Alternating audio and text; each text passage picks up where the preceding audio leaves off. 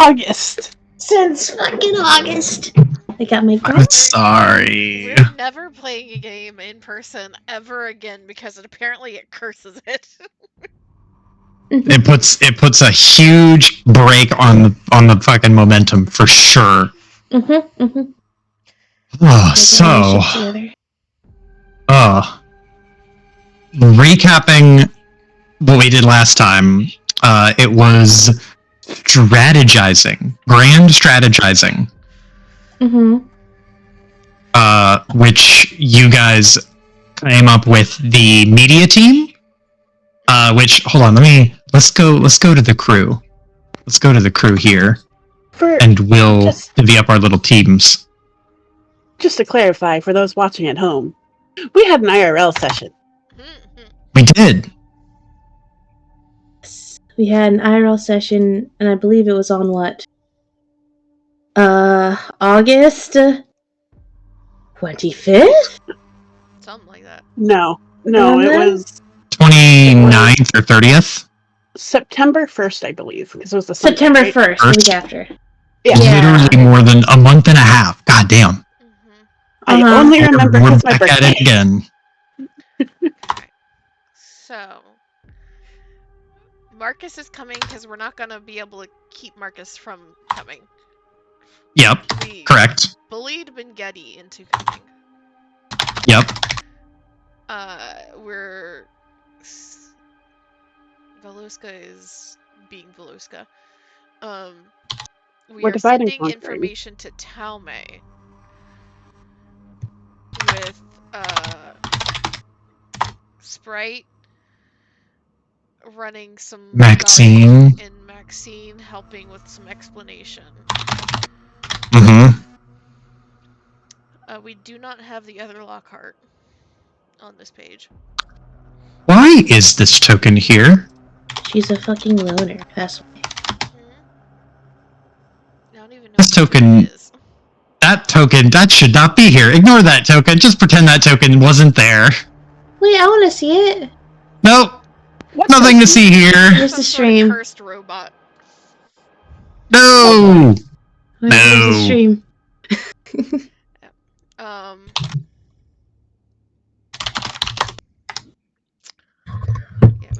we need a Lockhart number 2 on the page, Joe. Oh yeah, you're right. Okay. Valerie.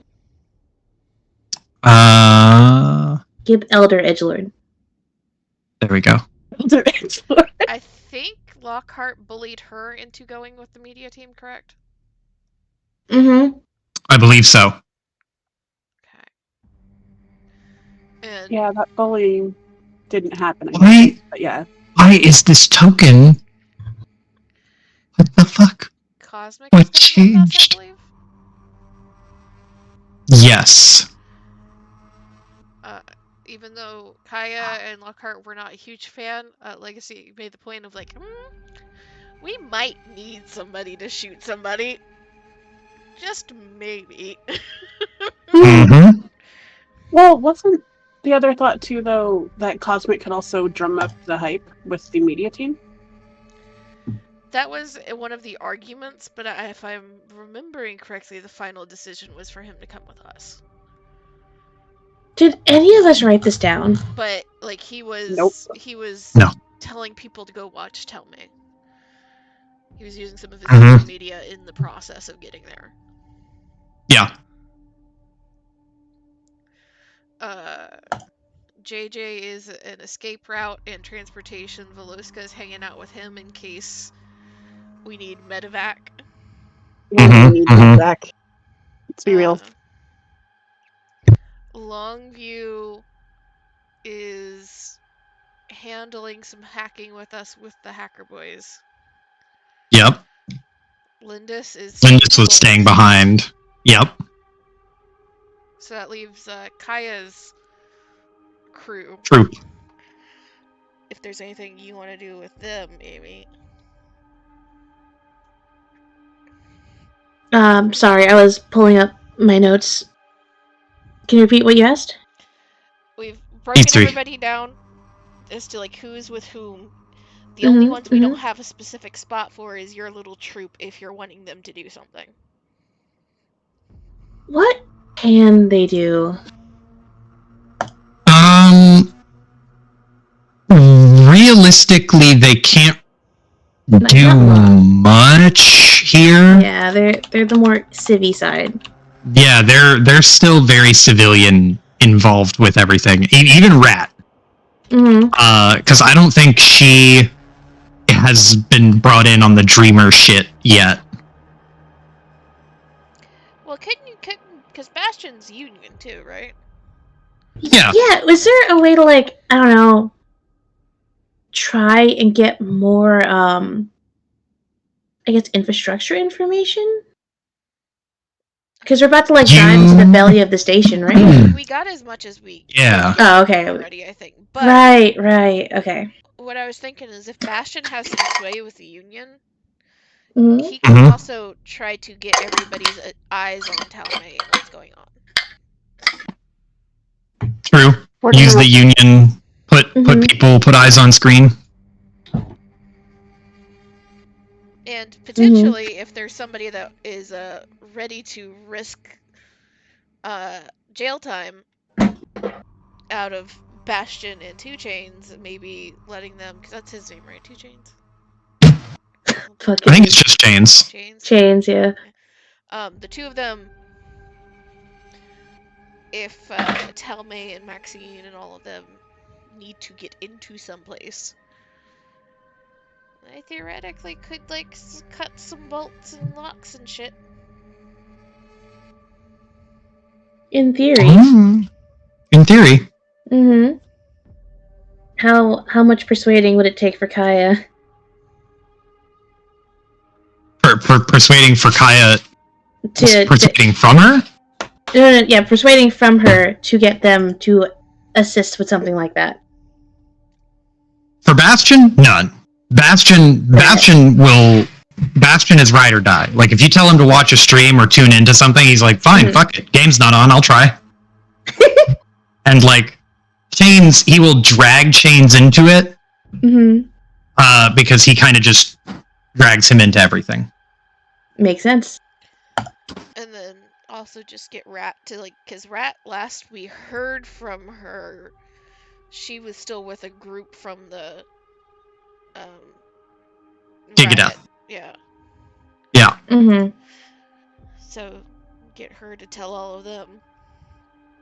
Again, word of mouth, get as much attention and focus, and try to keep the energy from Gigadeath that we still have turned towards this. Because there's no way in hell that Rat didn't make some connections and all of that bullshit. Because everybody was she did. by her. I was like, if she didn't know, she probably knows by now. Rat is having her own adventure. Yeah. Like, honestly, if ever we wanted to try a different cyberpunk system, we could do, like, a one-shot of a group of randos and Rat who are on their side adventure during Gigadeath. I'd be so down. Punk Granny. Hell yeah. But this team and you guys here are going to Power Grade Alpha. Grade Alpha. For alphas only. Shut up. Look, I didn't name it. I know. That makes it worse. So, if you guys are all set, you have your ride, ride, and 1, 2, 3, 4, 5, 6, 7, 8, 9, 10, 11, 12. Max capacity in the car. Max capacity. I was gonna say you might need to split up because there's gonna be a lot of people, but it fits 12 tight. Yeah, and especially considering the fact that one is like half metal and Veloska is huge. Yeah. A question for you, Joe. To establish for war, I think we have Larry in like older, like Yeah, he's a flying version of his old chassis. Yeah. So he's smaller again. He's no longer trash can. He's back to being normal Larry shape and size, just a little less advanced. Yeah, but he could still do all the things that you expect him to do. Like he can still do the swarm mode and whatever. It's like going from like an iPhone 15 to like an iPhone 12. Yeah. And same shit. Lockhart still equipped with Leo? Was it Leo? Mm-hmm. Yes. Think so. The stealth drone. Stealth drone. It's the fucking Spy Kids little guy. Yeah, but it's Leo.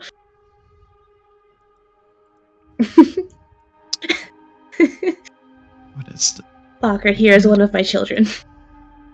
Please take care of him. He will help you.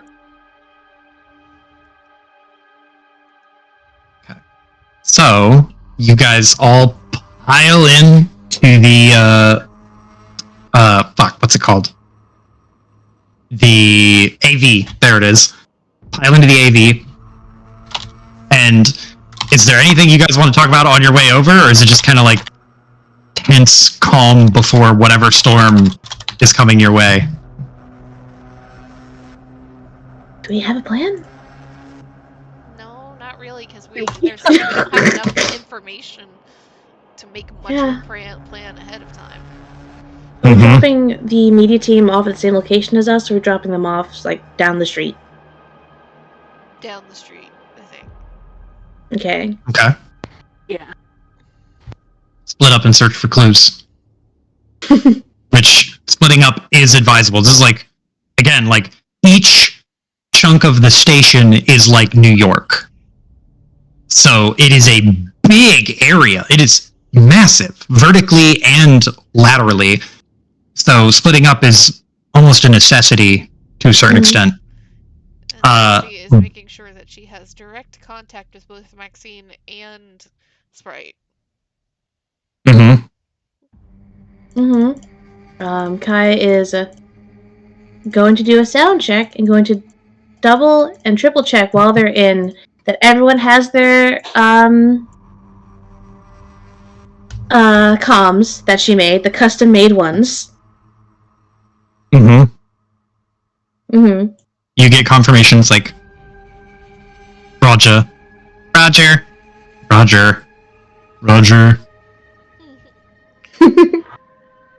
imagine that Legacy, like, will be quiet for a little bit, but she doesn't like silence. She has never liked silence.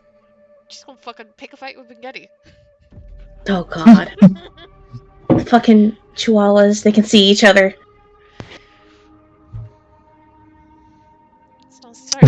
Start annoying him halfway through. just for something to do. He obviously will take the bait. Can't resist. He can't resist. Like, no matter how tense it gets, or no matter what like do or die scenario he's entering into, he will always get like you can always get his attitude or get him riled up. There it is. But after a mostly calm ride, it's about, let's see, because you guys are coming from Adam's ward, and you're going to Power Grid Alpha. It's quite a ways, but you're able to cut like horizontally straight to it. But even still, it's about like an hour and change of a ride.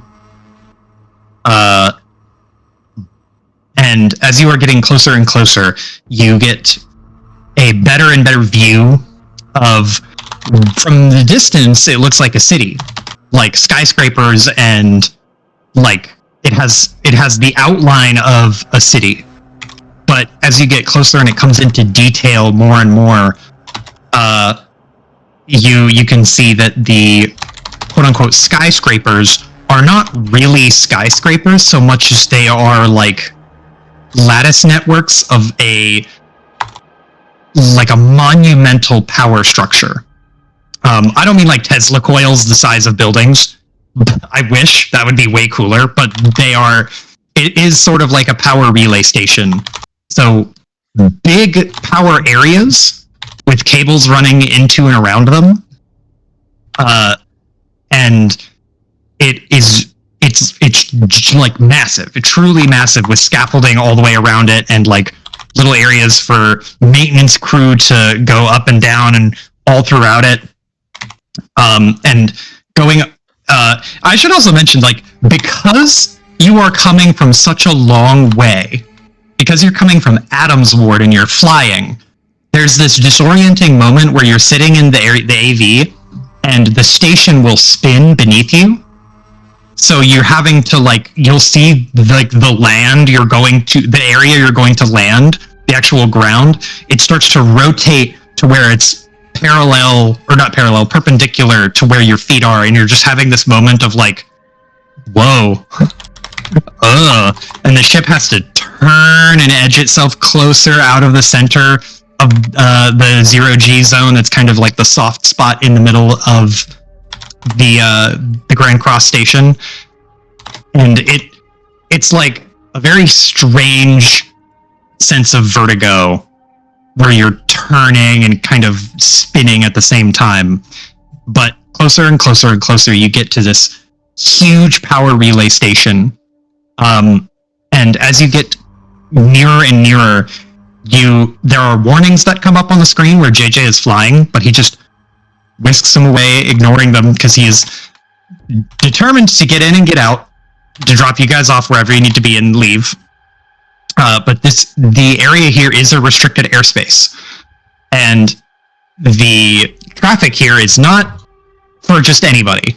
But right now, it doesn't appear to be very heavily trafficked, which you imagine is probably because this area is not. It's not trafficked in the same way that like a business district is, where people are coming and going to do like sort of marketing work or analytics or anything like that. There are people who come here for maintenance, but generally if there's no maintenance to be done, or if everything seems to be going according to plan, or there's no big upsets, it's really just like a skeleton crew that comes in and checks a handful of things, and once they've checked their things, they leave.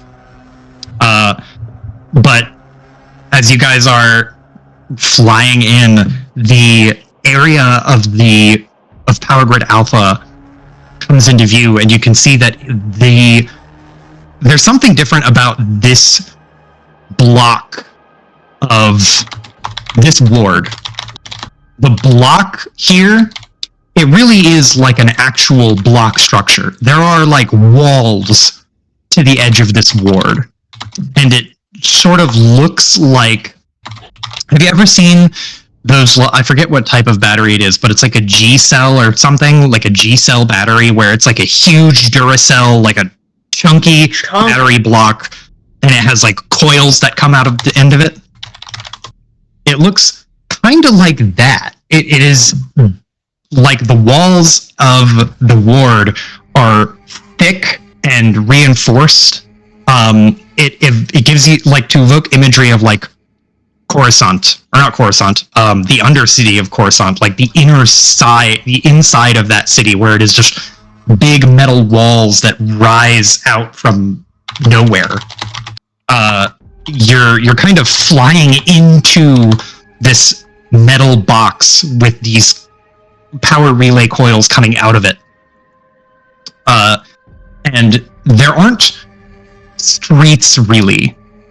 There's traversable area, there's walkable area and like gangways, but there's not like a sidewalk and a road in the same way that there is in other wards. Here it is all like very explicitly built to be like, it's not built for heavy traffic of people.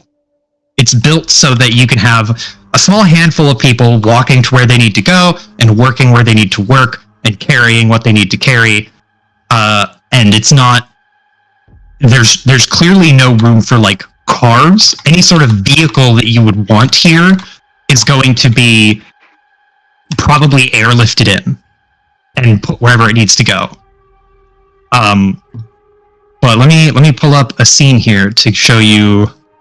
And can I say that knowing where they are going, like Yeah. did one little preparation that I don't know if it will matter, but I feel like Kaya has made Legacy paranoid in very specific and unique ways. What the fuck has Kaya done? And so she will raid Kaya's closet and will find some, like, anti-electric, like, rubber glove shit. And, like, put that on everybody with a metal hand. Yeah, that's a good idea. So 1 for Kaya, 2 for Marcus, 2 for her, though, like, she does not put them on. She has them on her, but because of how her stuff works, it's a little bit harder. And then also, couple for Cosmic, because he has something in his hands. I don't know exactly what they are. He does. He has a port in his arm. Yep. He's got some shit in his hands, like some reflex things or something. So I don't know how much like metal is in there, but there's enough. Yeah. Gamer enhancement augments.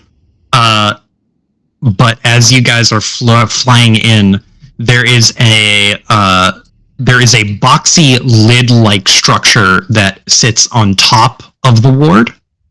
This whole thing is just a brutalist nightmare of metal. And JJ picks an open spot where this just underneath the edge of the lid structure and flies in, and you can see that there are like tunnels that exist in and around this area. So it's kind of like imagine a tiramisu with one of the layers slightly perforated near the top. It's sort of like that. And I'll show you what I mean with this little scene here. Wait, hold on, I have to turn on vision so that you can fucking see it, because I always forget to turn on vision. Thank you. Sight would remembering. There we go. This one.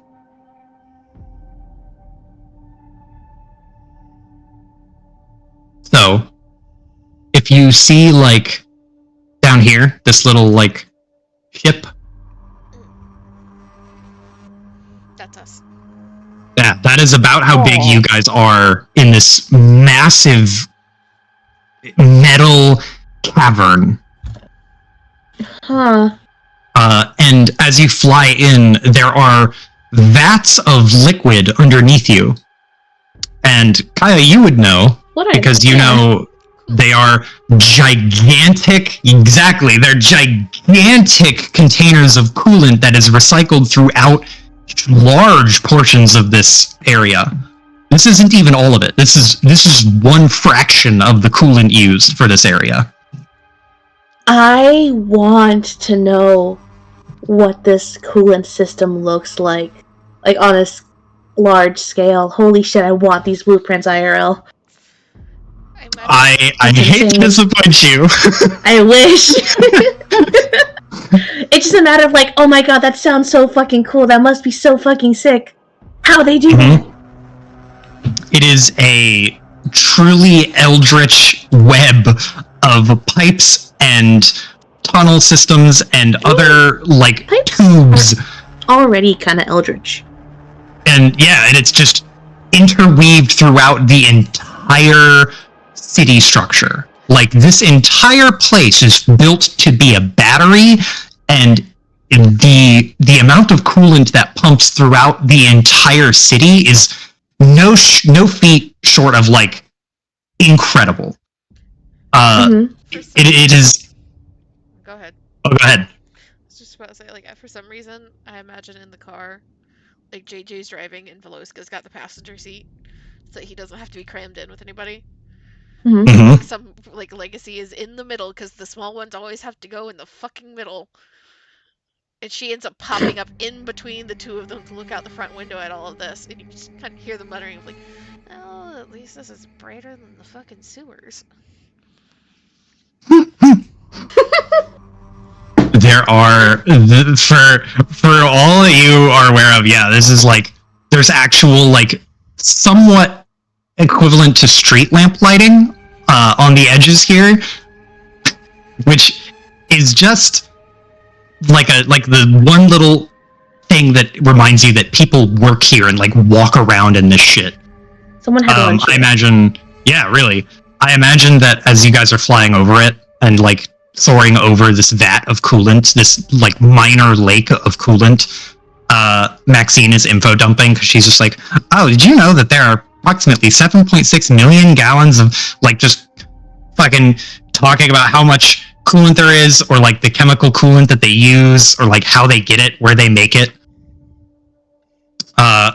Marcus is just like marveling at it because you can know that something exists, but then when you see it, it hits different. It's the same thing as like, you know, the Grand Canyon is a real place, but when you look at the Grand Canyon with your eyeballs, it is like a completely different beast. For the record, I've never actually seen the Grand Canyon, but maybe someday. It is pretty impressive when you see it for the first time. Mm-hmm. Bucket list. But you guys fly in over this coolant, and it is compared to the city structure, even Adams Ward, compared to Adams Ward, it's like positively quiet, like pin drop quiet in this area. Like you can hear the soft like warble of the AV engine as you are flying over this area and landing just on the little bit of like flat space to the side. But as you land and step out, you can hear the sloshing of coolant at the edge, like the tide almost. And you can see that there's lighting and walkways that go over the coolant into different little tunnel systems that stretch however deep and however far back they need to go for whatever unknown purposes that someone wrote down somewhere in a book, but it's probably piled under under piles and piles and piles of manuals and paperwork for other shit. Everyone files out of the car, except for the media team, who are all sitting in there waiting, because as they're about to disembark, JJ just goes, wait, you guys are getting dropped off elsewhere? I think so. And they all re-find their seats. Sprite looks over at you, Legacy, and just goes, are you guys sure you're gonna be okay? Legacy is kind of like stretching now that she is not stuck in the middle. Looks back. Gonna be real with you. No fucking idea. But that is why you, she points at Sprite and then like at the rest of them in the car, are getting the word out in case we fuck up.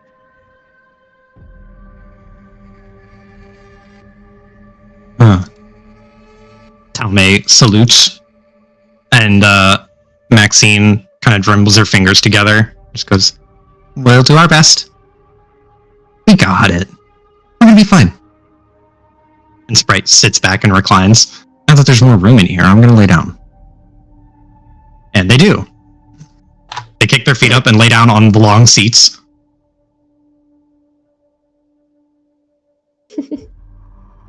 Cosmic is wandering around on like the flat landing area, looking up and over and like taking a few steps and spinning around in the same way that someone would like look up at the stars on a particularly beautiful night, except here it is a metal cavern.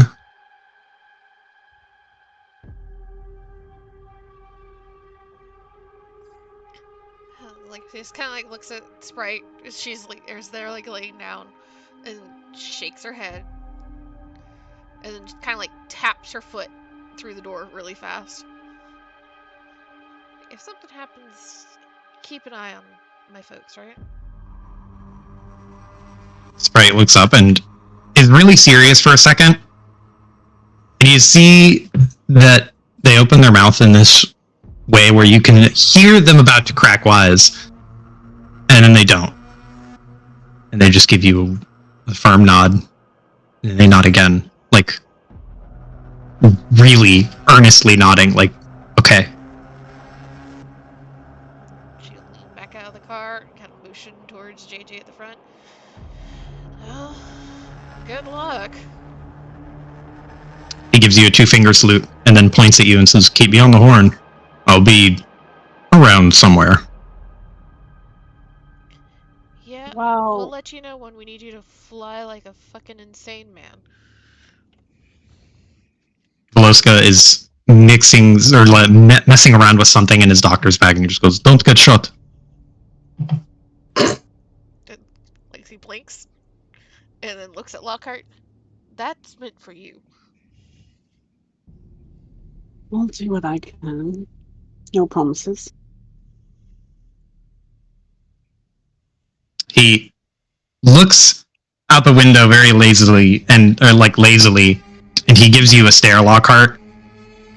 And Veloska's not a man of words, but he gives you a very hard stare.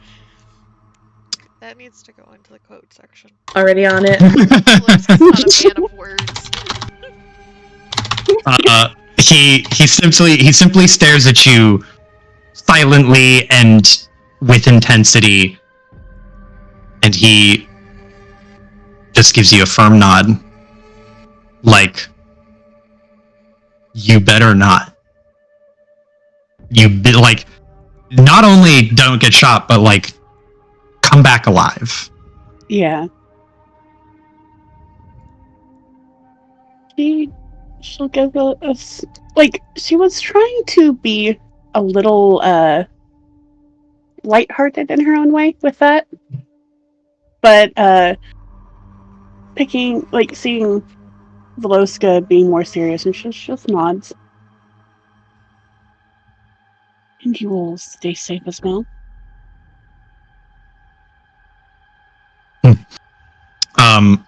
In the back of the car, you see Valerie, like, crossed arms with her. She's kind of sitting in this wide stance. She looks at you, Lockhart, and she gives you the same, not the same exact stare as Veloska, but it has the same meaning behind it. She just almost, like, affectionately glaring at you.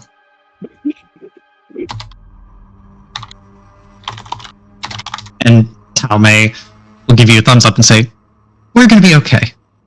Besides, it's just some investigative journalism, right? Nothing crazy. Sprite, under their breath, goes, yeah, okay. And, like, Legacy is kind of grinning at that. How often has that saved you from the cops? Like, realistically. Talmay, like, smiles half-heartedly and just goes,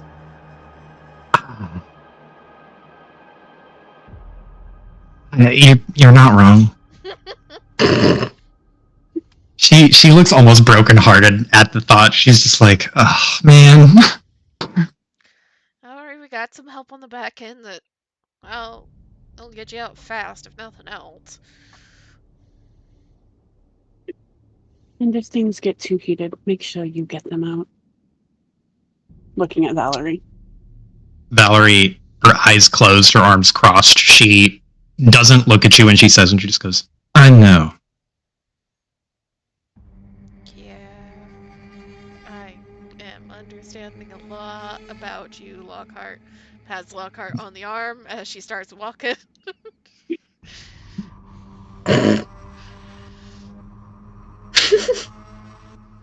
Slight eye roll. Okay, you got duct tape. What? Yeah. Yeah? What do you need it for? Legacy. This is probably, again, gonna mean nothing. But it was a thing that first popped into my head. So Legacy will take out of the compartment in her arm that she keeps a Red Bull can. We'll take the Red Bull can, like, chug half of it, and hold out the other half to Bengetti. He grabs it without thinking about it. Chug. Dibs. Chug. Now. Now? Eat it. He starts drinking. He sucks at chugging. It's really embarrassing how he like takes a bunch of big gulps and then swallows and just and then takes a bunch of big gulps and swallows and just goes it's so fizzy. He struggles through half of it and then gives it back to you. That is empty. She will reach over and she's going to take some coolant into the Red Bull can. Okay. And then once she's like got it as full as she can manage it, like turns towards Kaya expectantly.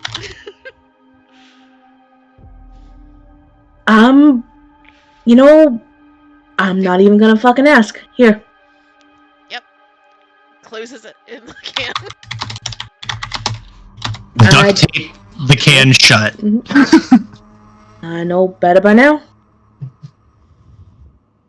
You know how often the random things I pick up actually end up being useful later?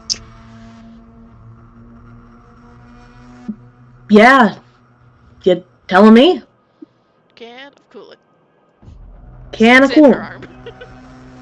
Yeah, you know what? I wouldn't trust duct tape that much, but you know you do. Well, I can put it in your like bag of tools. It's just gonna poke a hole in Oh it. fuck no, not. Yeah, that's what I thought. Cosmic asks like, fucking drill. you're not gonna drink that, right?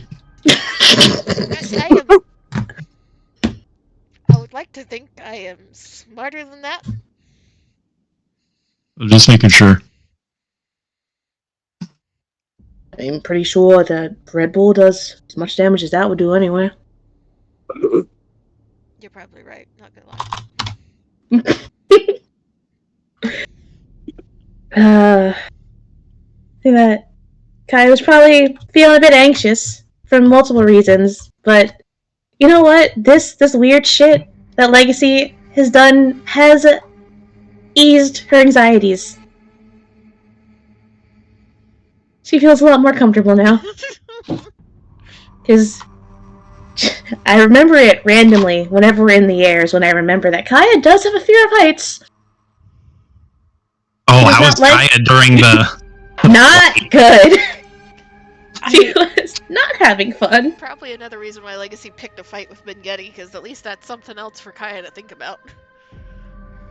I also imagine Lockhart had put her hand on Kaya's hand discreetly. Aww. White knuckling it, almost tearing into the vellum on the seats, and then Lockhart puts your hand over it to make it ease just a little bit. Yeah, simultaneously going pale and blushing. It's very weird. But he's just keeping the circulation going. It's keeping circulation going. The white knuckling on the armrest turns into just squeeze, hold tight underhand. Oh my god, we're turbulence. Why are we going down so fast? Would there be such a thing as turbulence in an enclosed thing like a space station? I don't think it wouldn't be bad. There might be some bumps as you kind of fiddle around in that 0G. Yeah, Mm-hmm. if you're kind of fiddling around on the hairy edge of that 0G and 1G, or like 0G and high gravity area. But other than that, you would probably be fine. Yeah, sorry, I wasn't trying to correct you, Amy. I was just like, no. That's a thought. What? Does this exist? No, trust me. I understand. It's just making me think. I feel like it's one of those things that happen where turbulence took on a new meaning in this day and age, where we kept the word. But it's that stomach flip of shifting gravities. So yeah, ride here was not fun. She wasn't doing so hot. Now she's on the ground, and this bullshit with Legacy, hand holding from Lockhart also helped a lot. She's feeling much better. Not nearly as pale. But yeah, she'll pack away her duct tape, shaking her head of like, yeah, those things are gonna give you an early fucking grave. Mark my fucking words. Hey, it's better than a lot of other addictions she could have. It's true. I would say it's not drugs, but it kind of is, isn't it? Kinda. Yeah.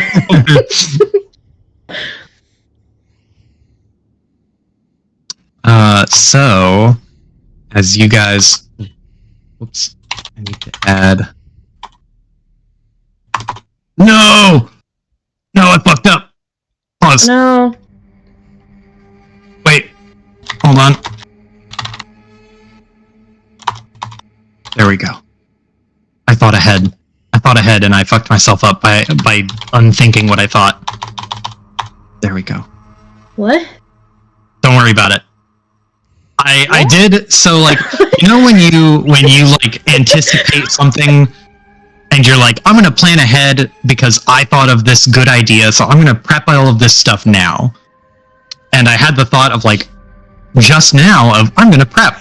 While I have this little leeway of time, I'm gonna set something up. And it turns out I had already set it up, and by fiddling around with it, I unset it up, so I had to unfiddle what I did. It's fine. Oof. Was it the vision? A little bit. Yeah. It's fine. It But was so funny if you didn't see. It's like, you remembered once, and you forgot. mm-hmm. So, as you guys are standing around here, there are many, many, many entrances into different areas for different things. There's areas where you can go up to the inner part of the walls and the ceiling, like the lid structure, quote unquote. And then there are several entrances that lead presumably down. That would be like on that little, like this little doorway entrance right here. There are several like that every couple hundred feet. Some of them intersect and some of them don't. But Kaya, you know from an infrastructure level that the station, like city structures like this, they need to have a really, really well-built level of communication because there are so many moving parts for so many different things that if something goes wrong somewhere, it has to be communicated to at least 3 to 4 other spots. Because otherwise it won't get found. Like, it just won't. Nobody will ever remember to go check on it, or it will never get found, and it just slowly becomes a weak point in the system. And despite this, like, even in the face of, like, knowing that, there are still times where things get forgotten and things slip through the cracks, but there are systems in place that try to combat this at every step. One of the systems that you're aware of that is very common, especially in big buildings, or big complexes, not just buildings, but like a complex, multiple buildings, it's like a little fire map, or not fire map, you know the fire exit little emergency maps where you can see like a pathway from where you are to the fire exit. It's sort of like that. There is a top-down map that you can see that is the relative area of whatever complex you're looking at. And then on that map, there are different lights, and each little LED corresponds to some system that has errored and the severity of the error. So you basically walk up and you see like a little top-down, simple, like, outline structure with labels and little LEDs in the center. And most of them are green or yellow. Green indicates nothing is wrong. All systems are normal. Yellow indicates that there is something potentially wrong with one or more systems in that area. And then red indicates that there is something obviously wrong or an emergency that needs to be attended, and it usually flashes.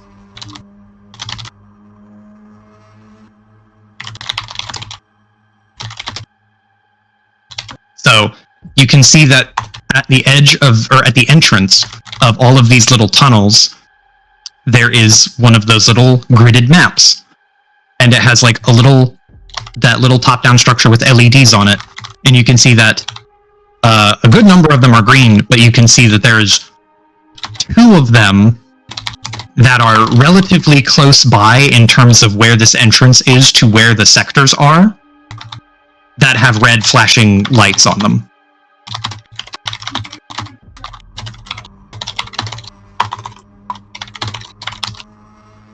Okay.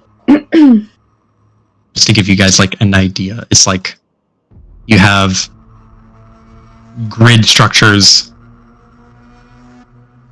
like this that are just all laid out,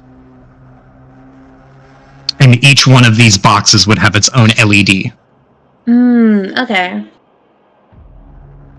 And is it like this? We have coordinates, right? You do. Yeah. Do those coordinates correspond to where the red LED flashings are? Or generally? Generally, yes. They are pretty close. Okay. Those warning symbols, they're only very general. So they and the areas are quite big. So if you were to think of it like a mall map, and there was an error flashing, it would be like there's an error in the JCPenney, and it wouldn't tell you where in the JCPenney something was erroring. It wouldn't even tell you what is erroring. It's just saying like, go to JCPenney and figure it out. Something in there might be a more robust looking map that will tell you where the error is, but something is going wrong right now in the JCPenney. Okay, guys, we gotta go to JCPenney real quick. And you can see that, like, the entrance, if I were to give you a particular entranceway, if this box was your entrance, this narrow one, there would be a light in this box into this box that are immediately connecting it. Okay. Kai is going to look up, and I assume she's seen systems like this before. For sure. Yeah. She's gonna look up, take a deep breath in, turn on her heel to the little gaggle that we've got, and she's gonna look up, one finger point up to the LED screen. So, if we want to figure out where things are, not normal, that's probably the place to start.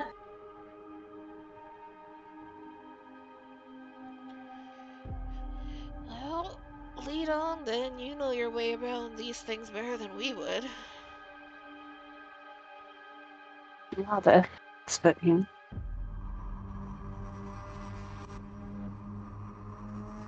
She nods. And she turns and she stops for a second.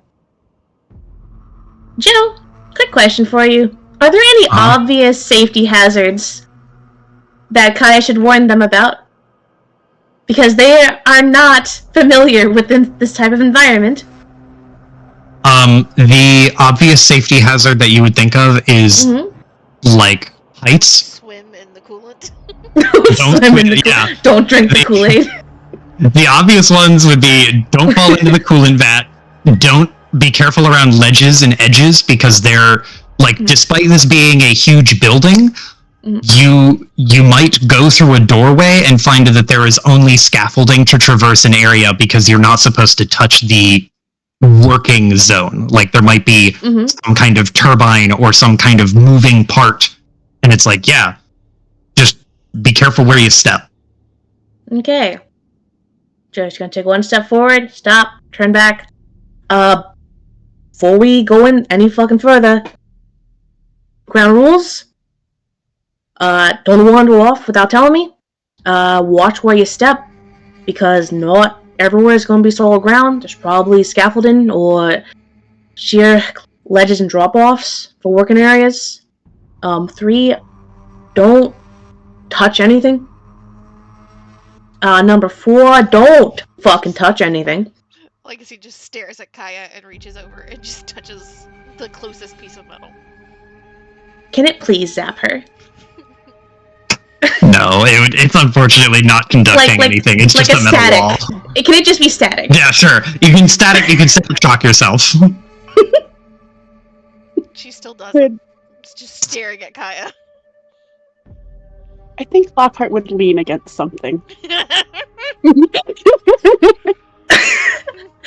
Marcus, God Marcus just like rubs his forehead. Kaya just fucking rubs her forehead and just slides down her face. Turns to Marcus and Cosmic.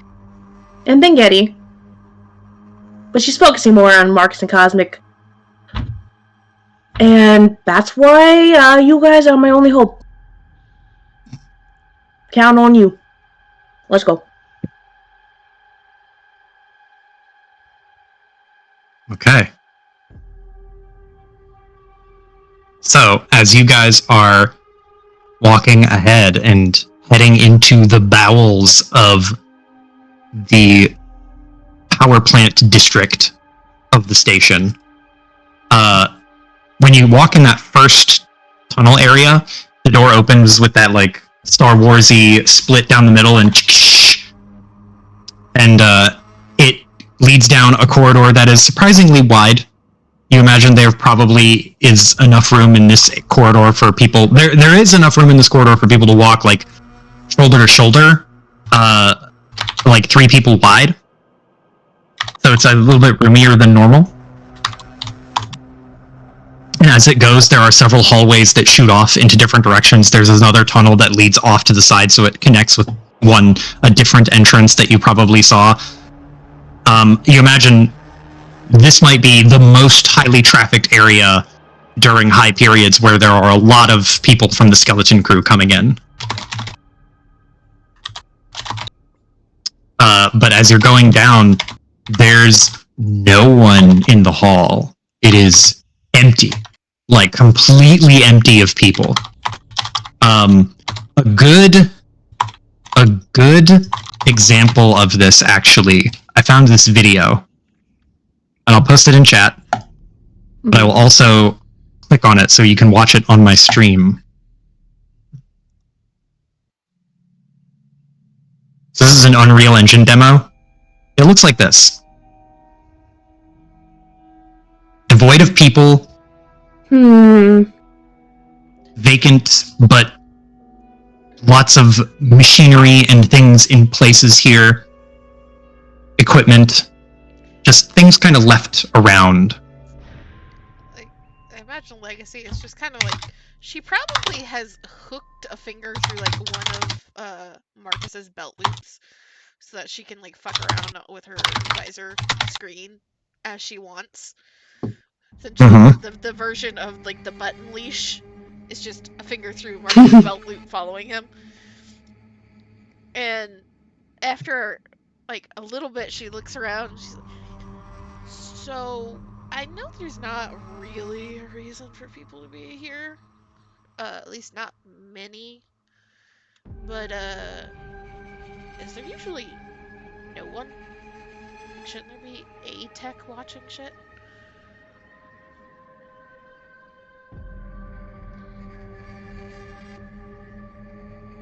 Are you asking that to Marcus, or are you asking that to Kaya? Like, in general, more towards Kaya. Oh. Just, like, voicing a thought out loud to the group. That's what I was thinking.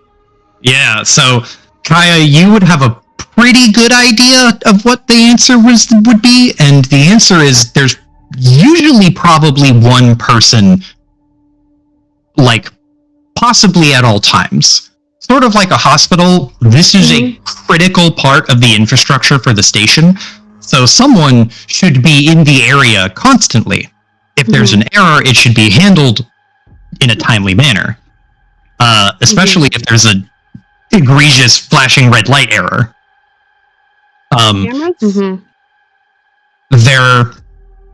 There actually aren't cameras that you can see around here. Because there would be too many cameras and too many corners to monitor. There are no cameras in the, I'll call them more public spaces here.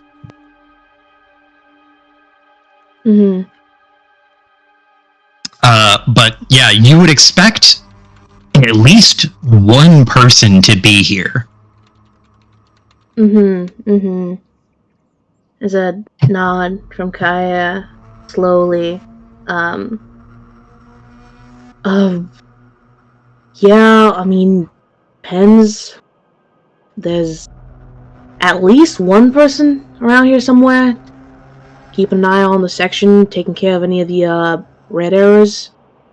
So, at least one fuck's, skulking around. So the fact we're heading towards the red area and not seeing anybody is weird. Understood. Yeah, a bit. They're either, if this is just a normal error, they're right now, taking care of it, or they're on their way there. Marcus, like rubbing the back of his neck, just goes, let's just assume they're on their way there right now. They haven't gotten there yet, and we didn't see them because they were already on their way. Right? Yeah, well, I guess they could be, behind us if they were farther away from the era. We'd also hear a commotion. It takes every Do we hear ounce of commotion? Legacy's willpower not to just shout down the tunnel. Don't. As you are walking down the tunnel. Oh, sorry. Did you want to say something? No, I just imagine this just shut. To Legacy. You can feel the feral impulse build in Legacy. I'm not that stupid, but would make things faster, but I'm not fucking going Don't fucking. Not!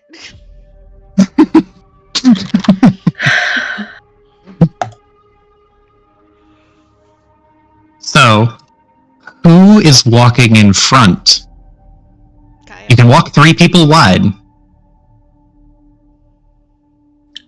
Yeah, I assume Kaya's in the front. Lockhart would be next to Kaya.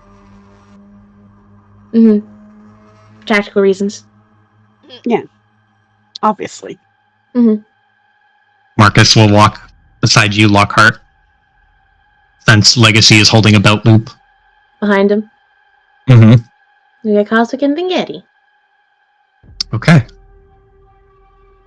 So, as you guys are walking down this tunnelway, you pass through more and more areas, and the lighting here is middling at best. It is meant to be functional enough that you won't run into anything, but it is not, extremely well lit. The assumption is that you will bring whatever lights and equipment you need with you so that you can work in whatever conditions you want. This is not all of the real estate here needs to be very, very ergonomically placed. They did not leave a hell of a lot of room for robust lighting systems. But as you are walking down this corridor, it veers left and it veers right, and then eventually it leads up to an area that it doesn't have a big label on it. It doesn't have maintenance or mess hall or barracks or anything. It's literally just a protracted serial number. It's just 1BA7X279. Just a shotgun blast of letters and numbers that mean nothing to you. Don't record that exact thing. It's not important. I know it's not, but I still want to have it down. Listen, you can write it down, but I'm not repeating it. It's 1BA7X279. Oh. That's what it feels like every time Button's like, what's your name? Fucking no. But you come up to this sector, and it stands out to you because as you rounded the corner and see it off in the distance, you can see that there is a siren light, a red flashing light that is spinning on top of it. There's no alarm, there's no Star Wars brrr noise.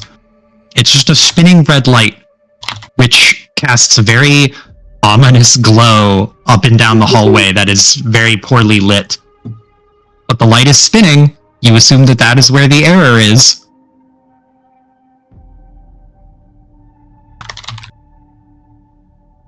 Ben Getty mutters under his breath, just, I hate this place. Why did I agree to come? Fucking turn to him. You fucking chose. I know, I'm kicking myself for it. Yeah, cool, as long as you don't kick anyone else for it. I'll kick you. You kick can? anybody that you want, but it's not gonna do much. Shut up. Alright, well, I mean, this is probably where the error is, considering, red fucking light of, ominousness. So why the Yes, fuck we can... do we key into, like, we, as humans, have been using red to mean bad for so long. Why can't we just fucking choose another one? Gotta be another color you can start using. Bullshit. Probably a good idea. Like, I feel like the color red gets a bad rap when it comes to symbolism and shit. Kaya says, scratching the back of her hair. That's bright fucking red. Her red motorcycle jacket. Her red bike. Oh, the negative.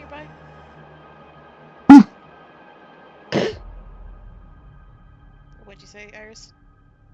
I was to say, for all the negative connotations to the color red, there are also plenty of good ones. Passion, for example. Okay, not the time to be fucking sappy. Shrug. There's a blink from Kaya. She's flirting with you, Kaya. Now let's keep going. Eyes wide of like, what? I thought we were talking symbolism. I was not. Oh. Let's just, walk around and look for broken shit. Yeah, that's what I'm gonna do. Marcus, Cosmic, and Ben Getty all just kind of like whistling and looking in different directions, like, ooh, doo doo doo. That's... Kaya's gotten progressively pinker.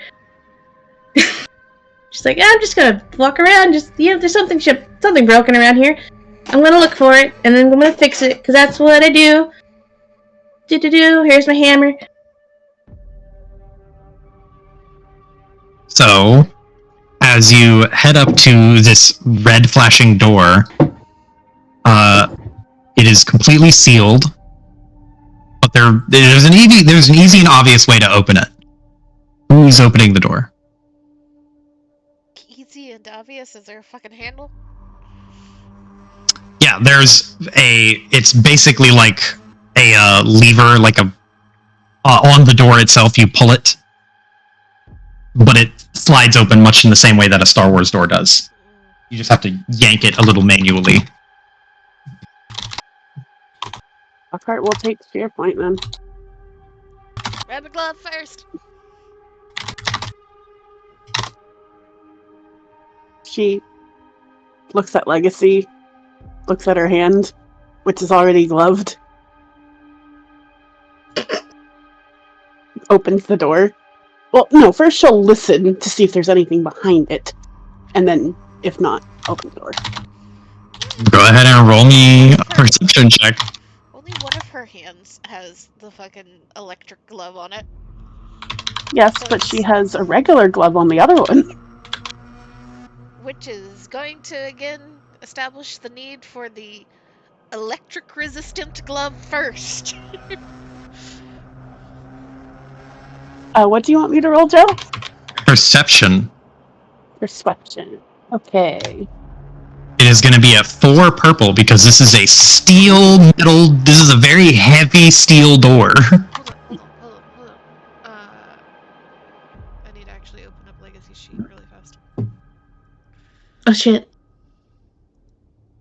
I feel like I have something.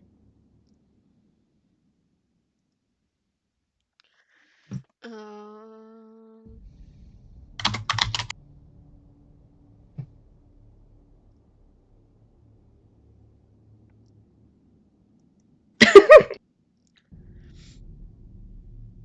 add 2 blue. I have heightened awareness. Ooh. Ooh, let's go. Stack. Because I have heightened What? awareness. Well, that only applies to allies, so it wouldn't apply to yourself. We've been we count as allies to ourselves. Is what we've been rolling with. Oh. I will give you an extra 1 blue this time. Thank you. So 4 purple, right? 4 purple. Power of having 2 paranoid bitches in a party. Yep. Legit. Why private? You bitch. Oh, I didn't mean to private. Bitch. Sorry. It was 3 success, 1 advantage. And the blue's really coming up big on that roll. Yep. Because I got a lot of nothing on those yellows. So, with 3 success and 1 advantage, I will read it out, since it was a private roll. You are pasted up against the door. There is a crack in the middle of it where you see the door will part. So you just press your ear as close to that crack as you can get it, and you can't really make out what's being said, but you can hear voices on the other side of it. Casual chit-chat. Or maybe not casual chit-chat, but you can hear at least 2 people exchanging words.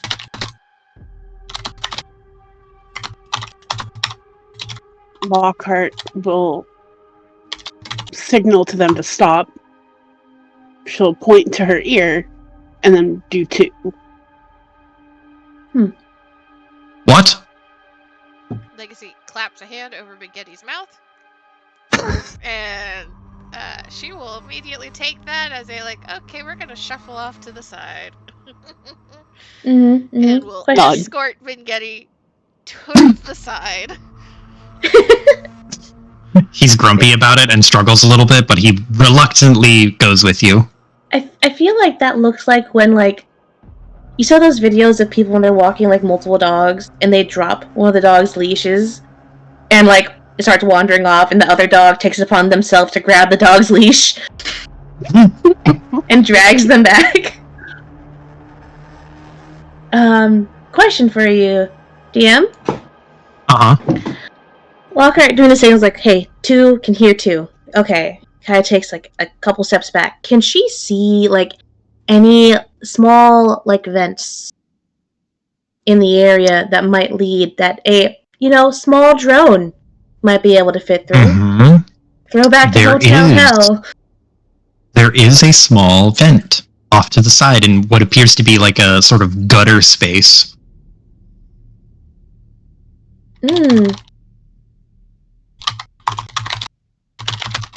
Cool. Kaya nods, and she's going to, I guess, try and catch the eyes of everyone. And she, like, a little wave, and she points out to the vent.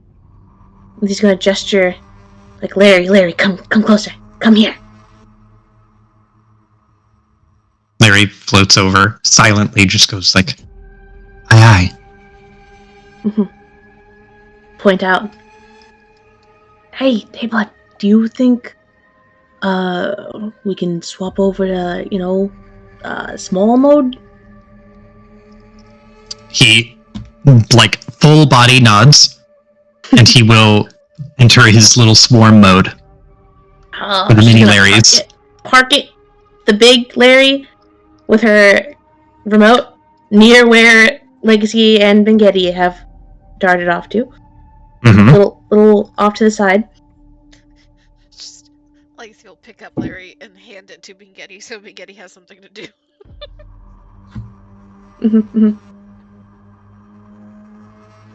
Okay, so could you fly up there and get a look on what's happening? And make sure you're not seeing a quarter, Toad.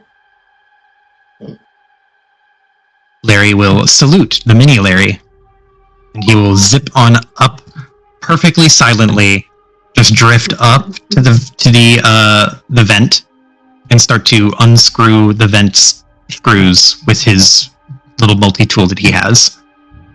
Basically his fingers, because they're just a flathead anyway. Hell yeah.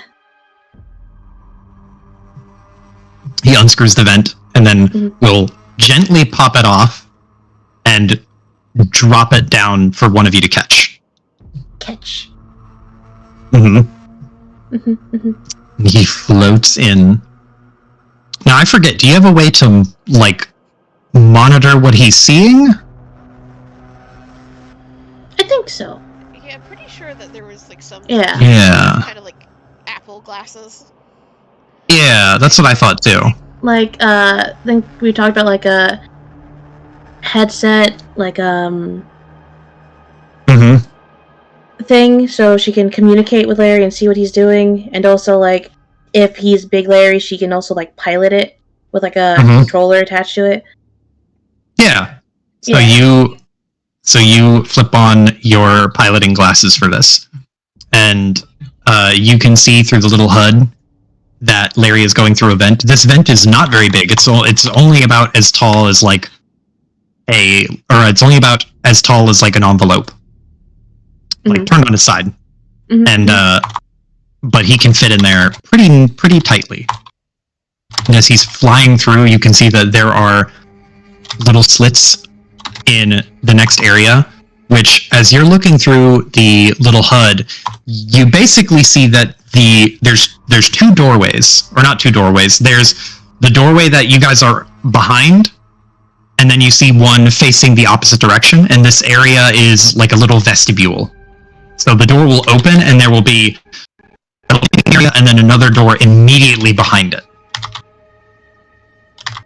And you can see that in this little vestibule, there are two men who appear to be wearing coveralls, orange and blue coveralls with safety vests, and they're wearing work boots. And one of them has like fallen onto the ground and is like clutching a wound, and the other is trying to get his radio to work, like hitting it, banging it on his hand, comforting his friend.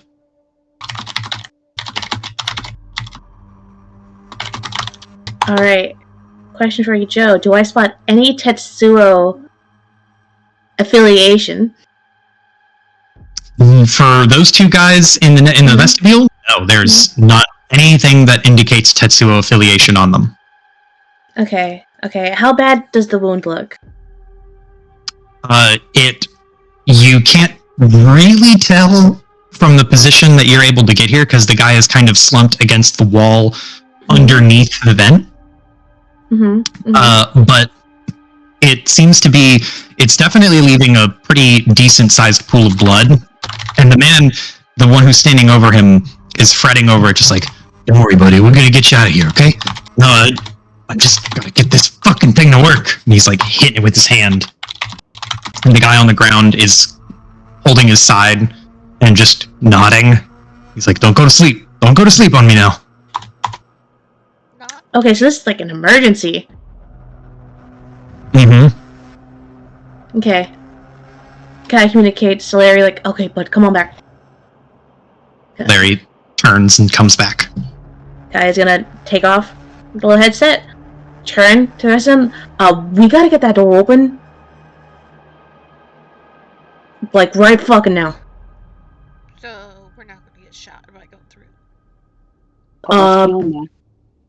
Well, there's two of the maintenance workers. One of them's injured. Probably gonna die soon, so we gotta get that shit open now. Rubber glove first.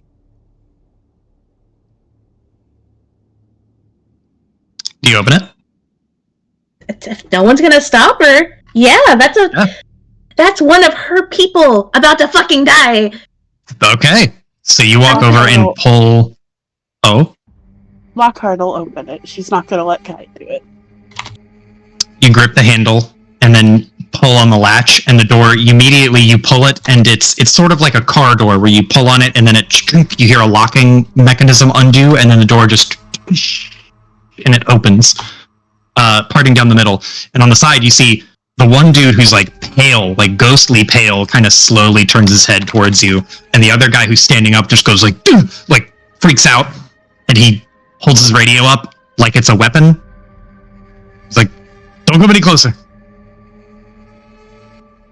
Kaya is going to take one step forward, and I imagine that it's kind of funny because I imagine she's wearing similar coveralls because she's also in orange coveralls. Yeah, similar, not the same, but similar. But she looks at him. It's like, how long ago was the injury? I don't know, like 5-10 minutes ago. Okay, so back. Put the walkie-talkie down. You're not bludgeoning anybody with it. He looks at you, Legacy, and there's defeat in his heart, but he lowers the walkie-talkie. Just poking around the side of the door. Yeah. Immediate inaction. What's the damage? What's the situation? So you take a knee next to this dude who's really ghostly pale. So the man standing up has like black hair and a pretty pinkish complexion, and he's kind of heavy set. The guy who's you can see now that he's been shot. This man who's been shot has like chestnut colored hair, and it's very curly, and he is like bags under the eyes, sweating badly, and clutching his side. And the guy with black hair like takes a knee with you and he just goes, "He was shot. Some fucking platoon of men came through here, just marched in, demanded access, took my card, shot him, and they just left." She's nodding, she's taking out her bag. She's starting to dress the wound, because that's the most important thing right now. Which direction were they headed? He looks at them over his shoulder to the door behind him. They went ahead into the warehouse.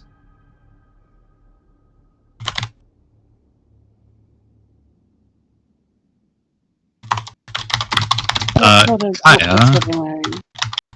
Oh, sorry. You're okay. Kaya, can you make me a medicine check?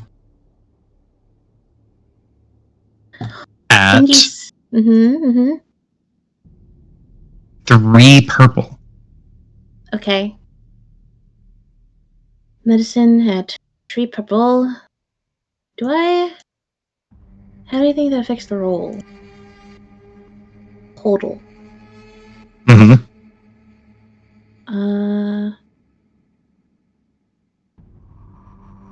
No, that's just healing additional. That's just also healing additional. Okay. Nope. Here we go. Please, medic Kaya. Got a triumph. Damn. 3 successes, 1 triumph, and an advantage. I feel like after Lockhart got shot, and Kaya's like, "Hey, Veloska, please let me learn some from you." She has trained herself to okay, if we get shot, I need to know specifically what to do for a bullet wound. So you know a trick. It's not gonna feel good, and it's not going to make him he's not gonna get up and be spry, but it will keep him alive. You know the exact trick. And you take a lot of pressure on it. You have to use some of your supplies, but I imagine Veloska gave you some supplies before you went. One of them was one of the emergency coagulants, which they're not comfortable, but they work really well at stopping a bullet hole from bleeding you out. Or a rail spike hole. Or one of those. But I don't have to deal with that again. You dress the man's wound, and the process is painful, and you can hear him with what little consciousness he's able to muster up, he just kind of groans, and the black-haired guy is looking at this, and he just goes, and he looks up at you, Lockhart. You asked, what did they look like? Yeah, what were they wearing? What they look like? He looks up at you and kind of stammers out, military, at least equipped like military. So they didn't look like military, but they didn't look like official military. They barged in, pushed past me, shot him. They were kitted out like crazy. And they marched in. I don't know what they want.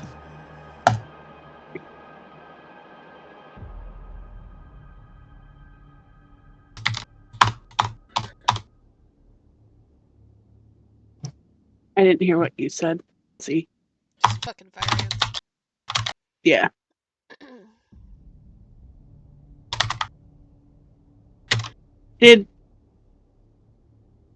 Because I don't have the image here, but it did look like fire ants, correct?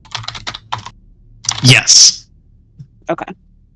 I will. I think I have the image for the fire ants. I can't show it to you. Never mind. But yeah, it did look like fire ants. To your knowledge. Did you happen to get a head count on them? He shakes his head and scratches the back of his neck, and he just goes, I don't know. Maybe like 10 or 12. They had another guy with him who didn't look like military. He just looked like some kind of official. I don't know, some kind of executive type. And he was marching in.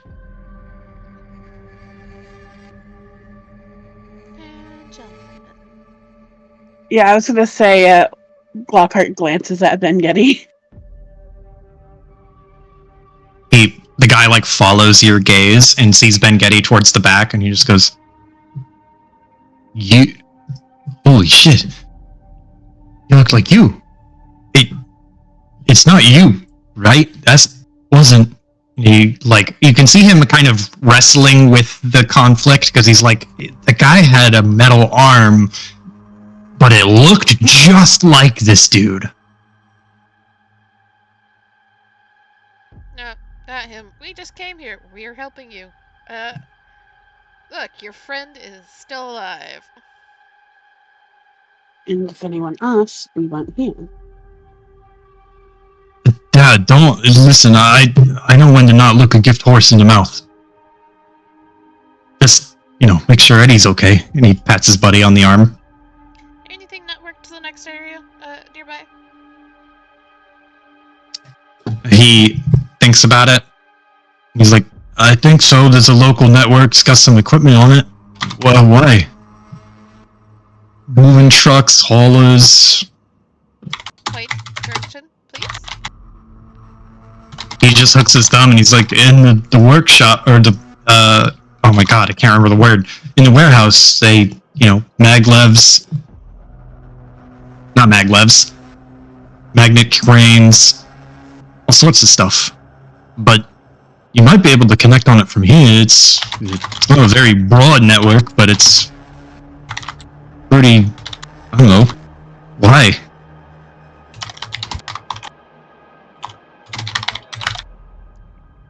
Like she now knows where she needs to go.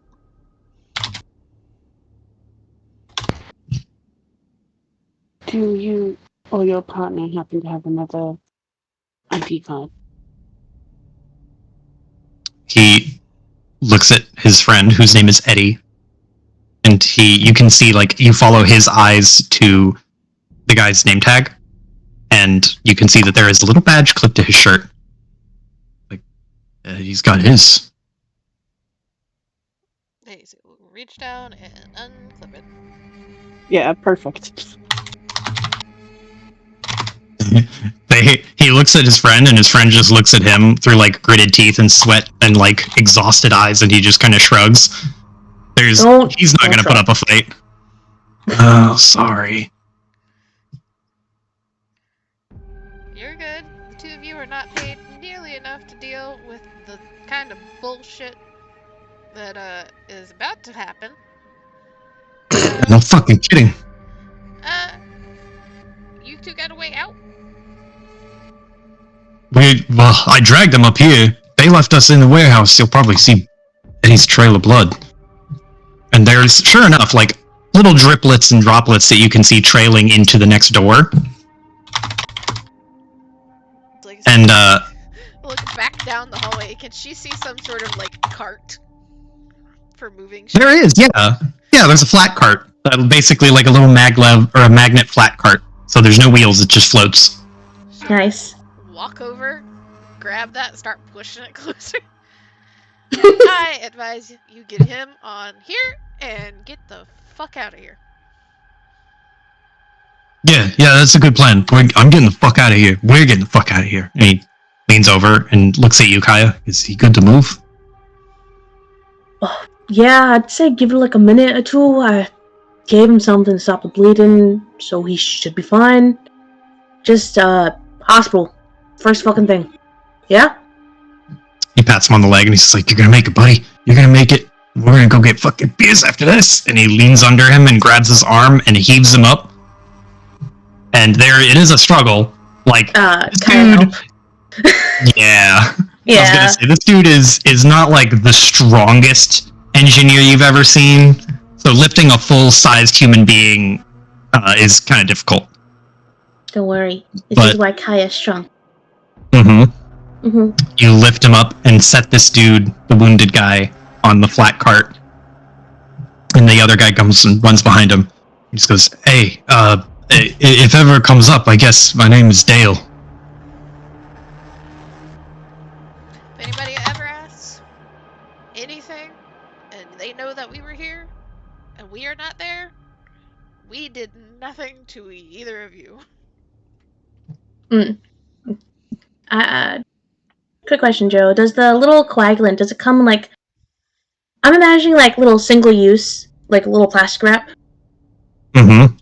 Yeah. Kai's gonna take that.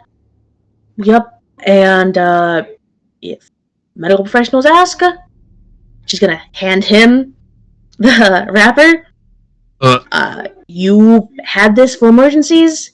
All you know about it is that if you hurt real fucking bad and it's bleeding, you shove it in, and that's exactly what you did, yeah? Yeah, unwrap it and shove it in the wound and... Yup, it'll get you alive to the hospital. That too. I guess forget I said anything. And if any of this blows back on us, don't forget we have that, pointing to the ID card. They're not fucking rat us out. We saved their fucking life. They're not that much of a bastard. Legacy's already walking. Self-preservation is a hell of a thing. He gulps and starts pushing the flat cart out of the room and up the hallway.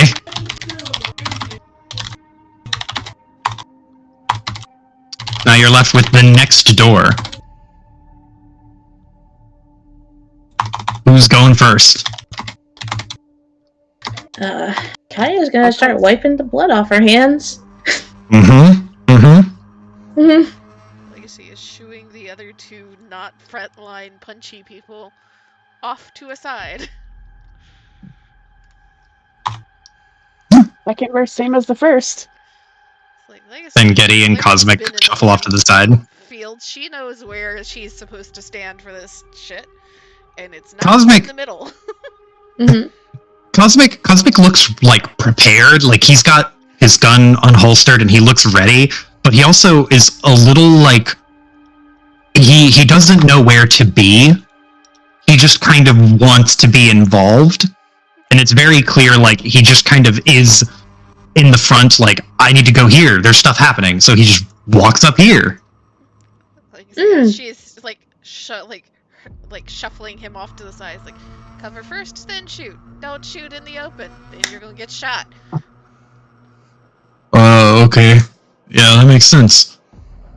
And he shuffles off to the side and Benkett's like, stop fucking pushing me. I know where I'm going, I'm not fucking getting out there.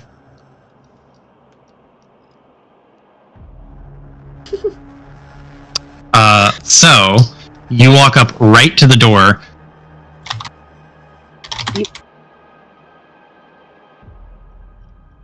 Now, there is no way to open this door quietly. Well, in that case, even with copious amounts of WD-40? Yes. The door, when you pull the lever, is going to and slide open. Okay. Is there another vent, DM? There's a vent. Like the same vent continues on. Okay. Guys, gonna look at that. Like, okay, so that's pneumatic. It's gonna release pressure once you open it, so we could try and send Larry back in if he's up for it. Unless you just want to go for it. Grim? I mean, I think sending Larry in would be best. Is there Cool. a way? I'm not saying no to Larry. Larry's still Mm-mm. a good idea. Is there a way to rig it so that it does not open all the way? You could probably do that if you wanted to plug into the door controls and mess with the software. You could probably get a way to crack it. My thought is only open the door wide enough for like one, maybe two people to step through. So that we are not just full out exposed if there are other people on the side. Makes sense. Make a kill box. That looks good. So you shove Larry into the vent. Well, she asked him nicely. Yeah. Well, Yeah. sorry. That's her son. Basically, but smallly goes into the vent. Yes. And he scurries his way through, careful to not bump into the sides. And as you're watching through the little cam, the vent goes up and into the next room. And I will give you a little peek into the room of what Larry sees.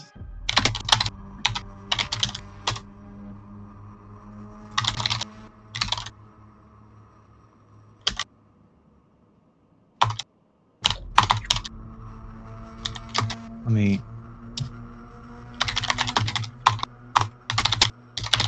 There we go.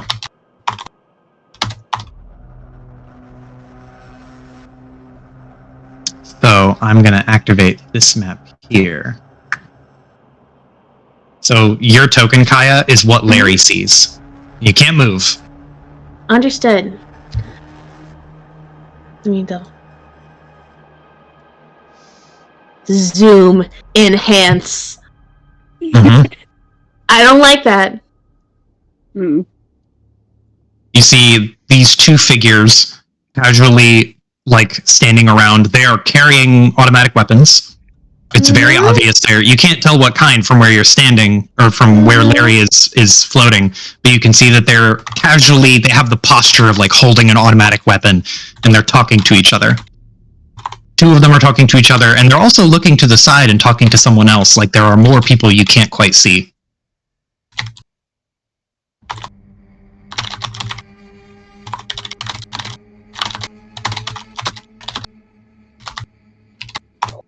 Okay. Sending for Larry to come back. Larry scurries back through the vents and out into you. Guys, going to take off the headset. Catch Larry as he falls from the vent.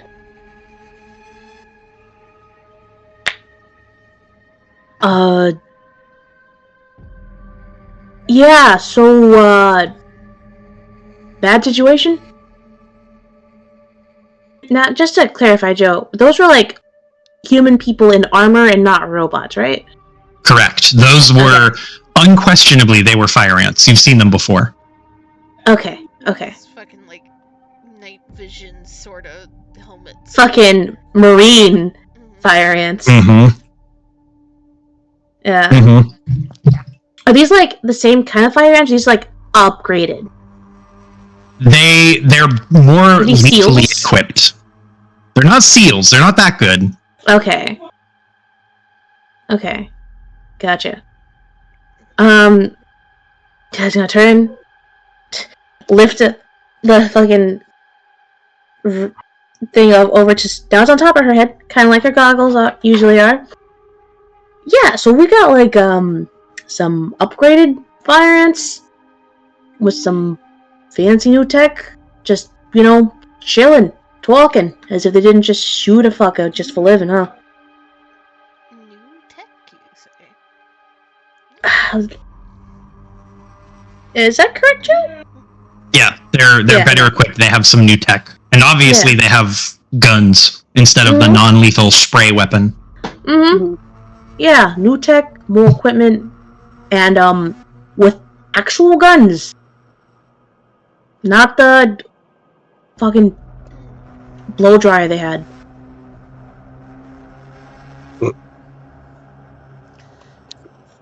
Let you see. Look around. You said there's probably a port to like fuck with the door, right? Yeah. And she starts kind of like moving over to that, but she's still looking around. Is there any chance of yoinking or finding a piece of just metal from one of the walls? Oh, sure. There's paneling all over the walls and the floors and the ceiling. You could just, like, stick a screwdriver behind one and pry the paneling off the wall. It's not fucking bulletproof necessarily, but a fucking hunk of metal in front of bullets is probably better than your body. Points towards the opposite wall.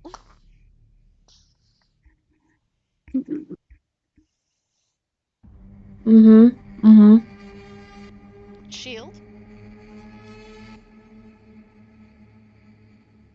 Lockhart will head over to a piece and try and grab it, try and yank it off. You need a little bit of leverage, but you can grab it and rip it off. Sweet. And it's about the size of, like, a little bit smaller than a Captain America shield.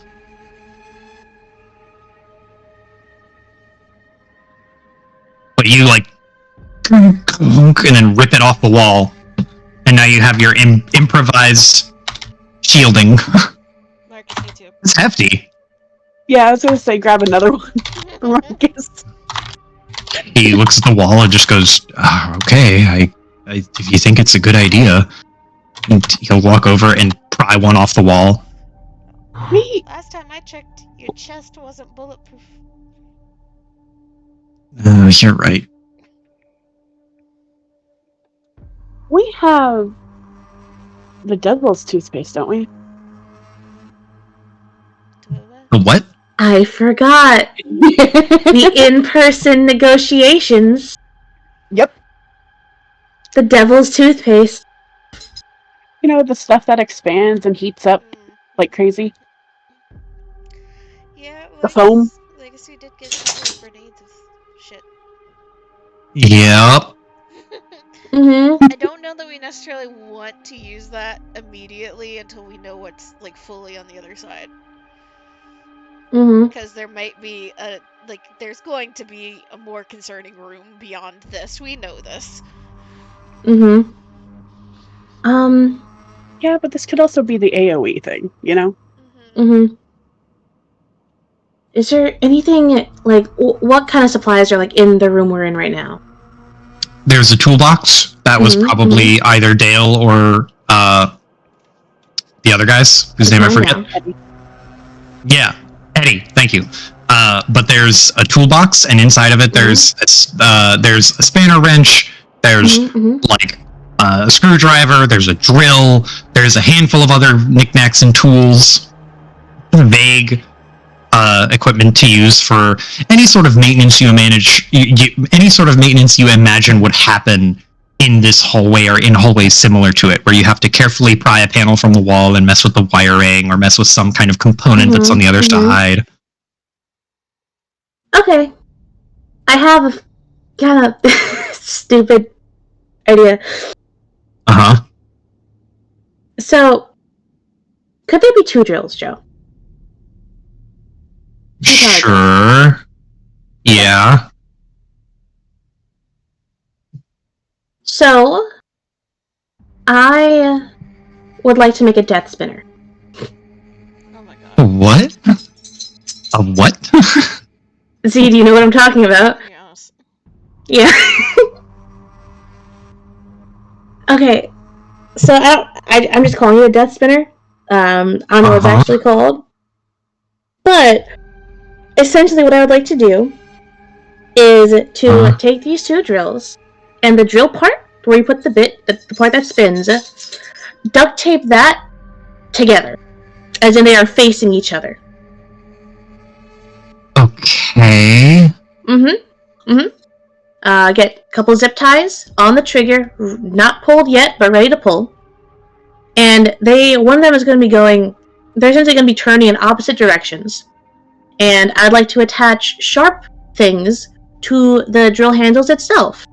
Because what's going to happen, Joe, is when you have two drills connected in that way, just duct taped together, and if you turn them both on, and hold them both on the highest setting, the force of them counteracting each other is going to make it kind of go all over the place. Kind of just dart around the entire area, kind of like a chaotic little bouncy ball. Chaos blender Roomba is essentially what she's doing. Yes. This is a thing. Okay. I've seen the video of this. This is a thing that has existed before. Yeah, because okay, so the point of it was to see if, I forgot what the exact brands were, but if, like, hey, is this drill stronger than the other? You know, these two competing brands. Let's find out. Let's see which one lasts longer. You know, which one wins this tug of war. Okay. If you want, I can get the video. Listen, I'm fully prepared to believe you. I'm just, like, astonished that some human being was like, you know what needs to exist? This bullshit. See, Joe, it's been so long since we have done bullshit for this game. Yeah? Because we didn't really even do a whole bunch of bullshit in Gigadeath. But you forget that Yeah, we really didn't. This is our bullshit game. Yeah? You're not wrong. I'm sorry, Joe. So, okay. So you've taken the two drills and made them kiss, and then you're going to stick them together.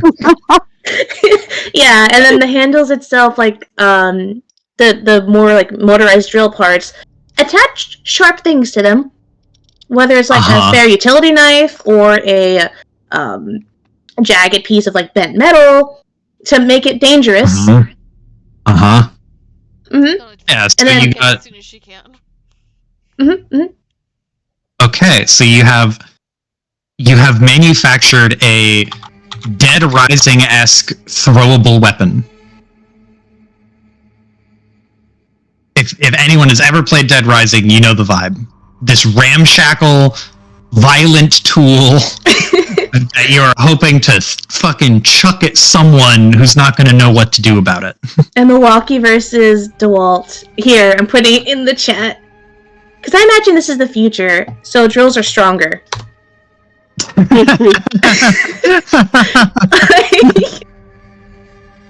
Drills are even stronger. I sent it in the Blood Neon chat. Dude, you move so fast! Yeah, so imagine that, but stronger, and the drills themselves have fucking razor blades attached to them. So we got... Jesus Christ. Okay, so... Listen, these guys deserve it. They just shot this guy. Yeah? One of her people.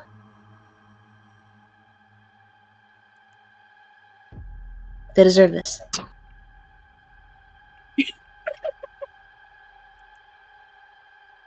Okay, so you have attached these two drills together and set them up with zip ties, and you have put what random sharp things you could get on the opposite edge so that it makes a spiky exterior. Okay. You just watch Kaya assemble this monstrosity. Probably no one knows what the fuck she's doing. See, Legacy, like, started watching and refocuses in on hacking into the store. And she's just very casually, like, I don't know if I should be proud that I am influencing you, or point at you and say, I am not the worst one because you do this bullshit too. Ben Getty chimes in and just goes, it could be both. I suppose it could. But I'm not worse than you. You always act like I'm the one that does all the crazy shit. Because you Make a do. fucking, like, death bomb out of a drill. You've got a Red Bull can full of coolant. Just That in your bag. isn't gonna do anything to anybody right now, not that we know of. For now. Death bomb out of a drill. We won't really call it a death bomb. It's not gonna kill anyone. Probably. I mean, it depends on how Probably much carry a the lot of weight there. battery's charged. The batteries are charged. Looks at it. Oh, fully charged, huh? Yeah, I don't think they got much work done because they got shot right when they started. You know what? They deserve it. Kaya, make me a mechanics check at 2 purple to assemble the thing.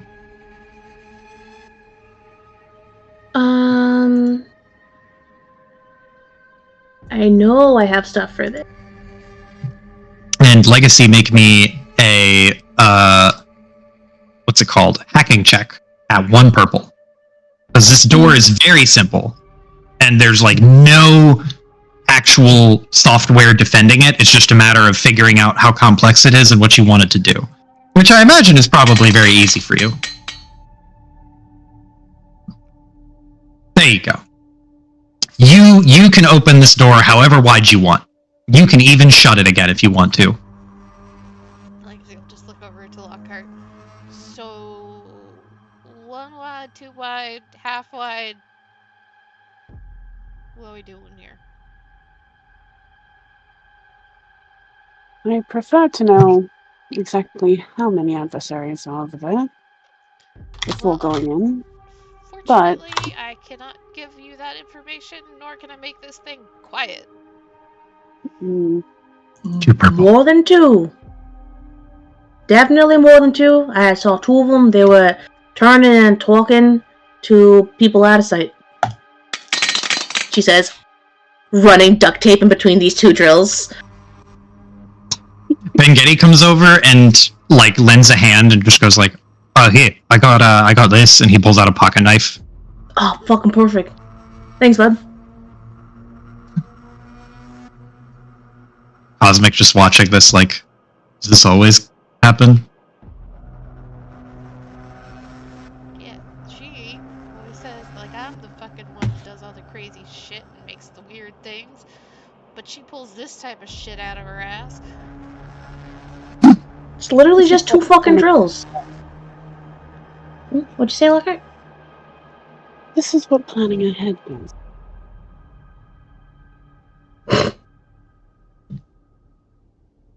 Yeah.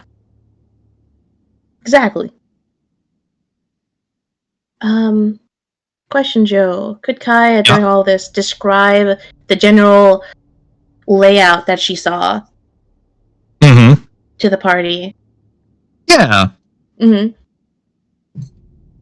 So they are aware. You get a good idea of the layout of the room. You can describe like there's railing, like a 2nd floor railing that runs on either side of the area. There are 2 magnet-based crane operation devices that span the length and width of the area so that things can be moved, like heavy metal objects can be moved. Boxes everywhere. There are drone-like forklifts. So there's no pilot. They're just basically batteries and what's the thing? God, what the fuck is the thing called where it's a pressurized lifting tool? Pneumatic belt. It's the thing that you use. It's the forklift is basically has them in it to help lift heavy metal objects, but there's no driver's seat. It's just the pressure things that help it. Piston? I don't know. I can't remember the word. It'll come to me.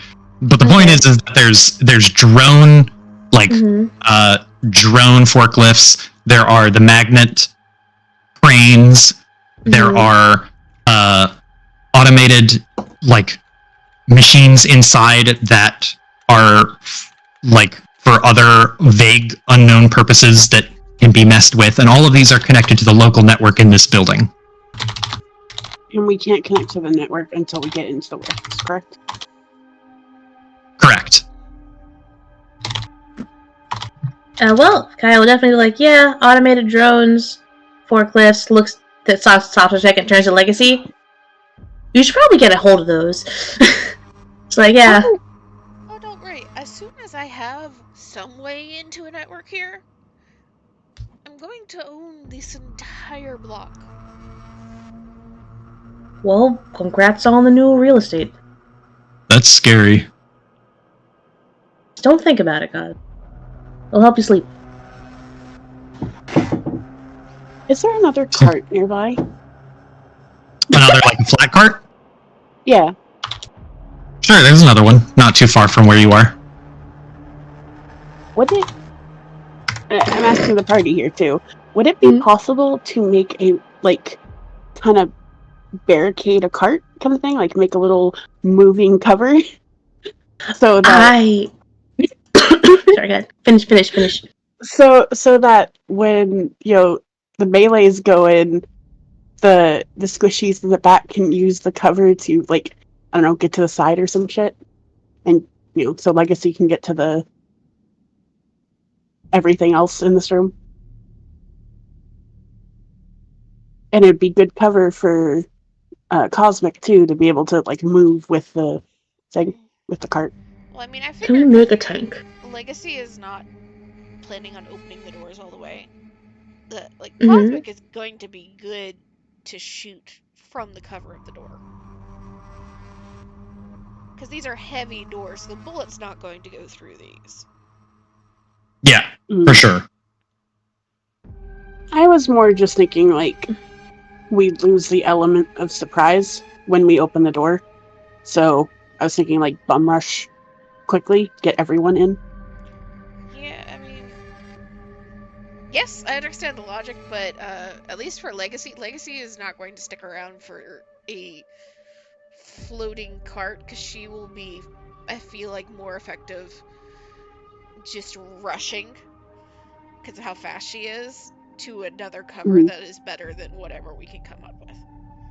Yeah, no, that was just meant as literally to get through this door here. Because if the door is open so we can all get in, was more my thought process. But I figured Legacy would dash to wherever she needs to go very quickly. I also had a thought of what if Legacy just starts fucking with this door and starts making it open and close, slowly. Open, get up close. It's fucking pumping out a beep with this fucking door. Confuse them, We get could them to investigate. We could also get Leo to maybe get through the tunnels and activate a distraction in there. Two small drones.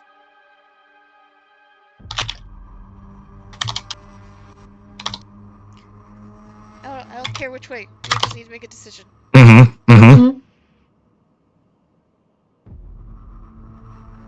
I just give them suggestions, so. Oh yeah, by the way, can I also grab shield?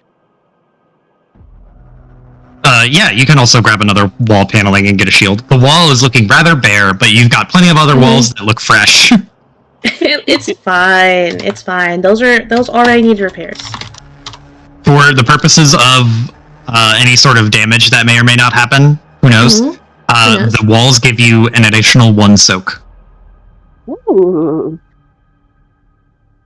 Juicy. Think. Okay. So, you open the door. Okay, if anybody has the shit that they are gathering and prepping, again, Legacy just is asking, do you want me to only open it wide enough for 1 person or 2 people, Lockhart? Probably 2, if we're both going in, or if we need to get the tanks in. So Marcus will hold up a fist. You and me, shoulder to shoulder. Nod. He holds up he holds up 2 fingers to Legacy and just goes, "Table for 2, please." And Legacy just like snorts and look back at what he's doing and open the door. Okay. So, let me place... Join me, my friends. Guys. Oop.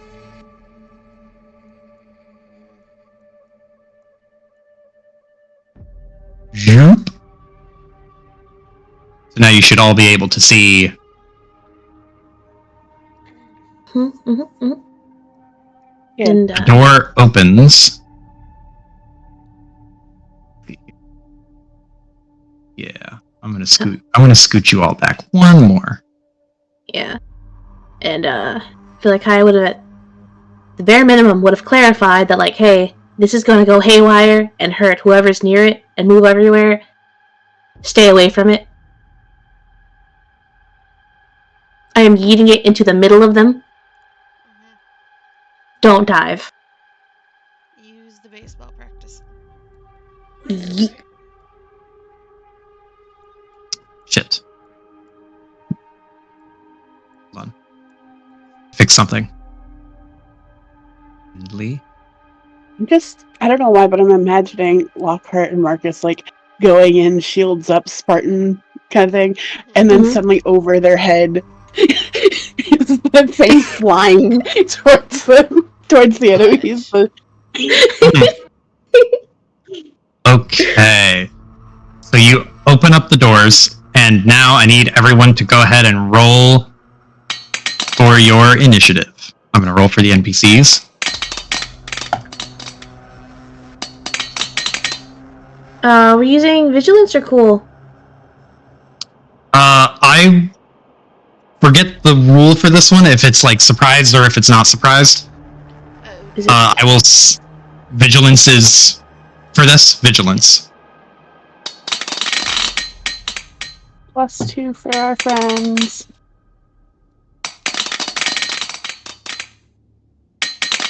All these mysterious dice.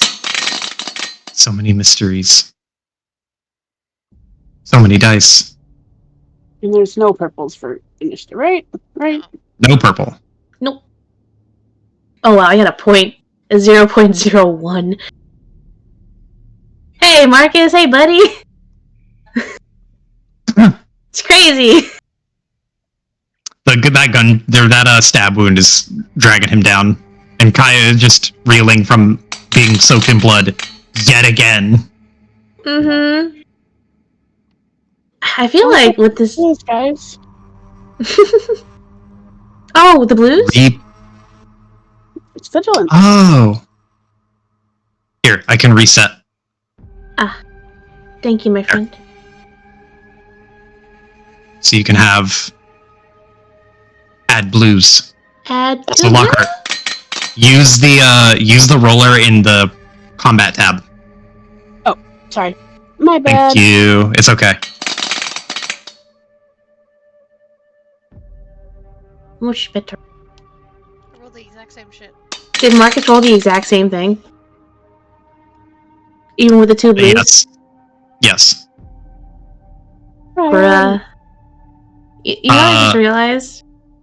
With What? this makeshift shield, Kaya probably looks the closest to Brig as she's ever looked. Yeah. It's intentional. Because I have the mechanic skin for Brig that I use a lot. That's all. Okay.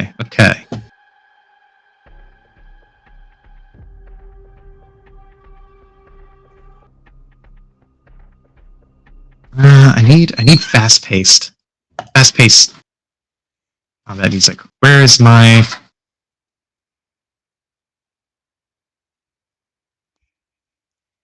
Yeah, this will be good.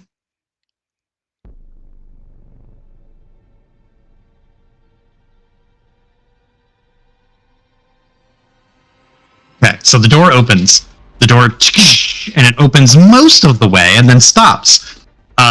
Just wide enough for 2 people shoulder to shoulder to fit through without any issue. Now, as soon as the door opens, you hear the sound of 4 people who just all go, "Hey, what? And then the sound of guns being unholstered and lifted. Lockhart, you kick into action, and your combat senses are on fire.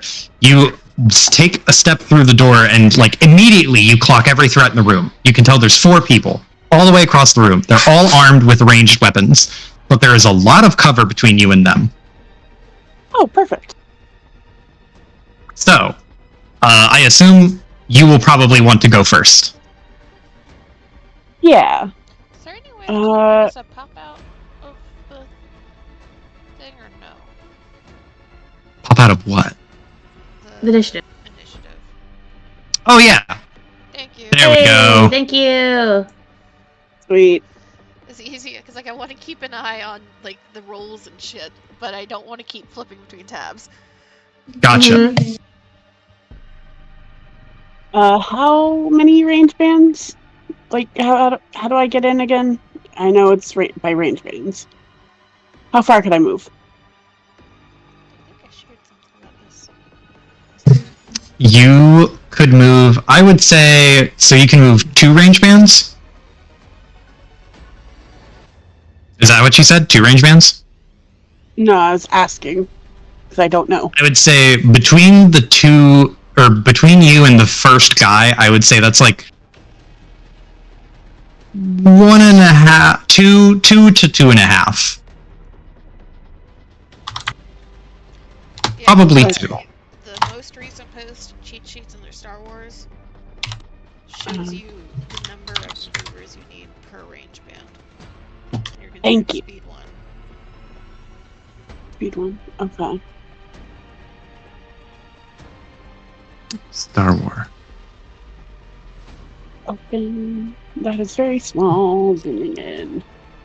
Sorry, that's the only one I had. It's okay. Big fish me. Is this a table?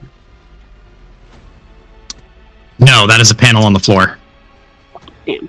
Okay. But this right here is like a computer tower that's slightly taller than a computer. You could duck behind this thing for like half cover. Could I make it in one move? To this guy?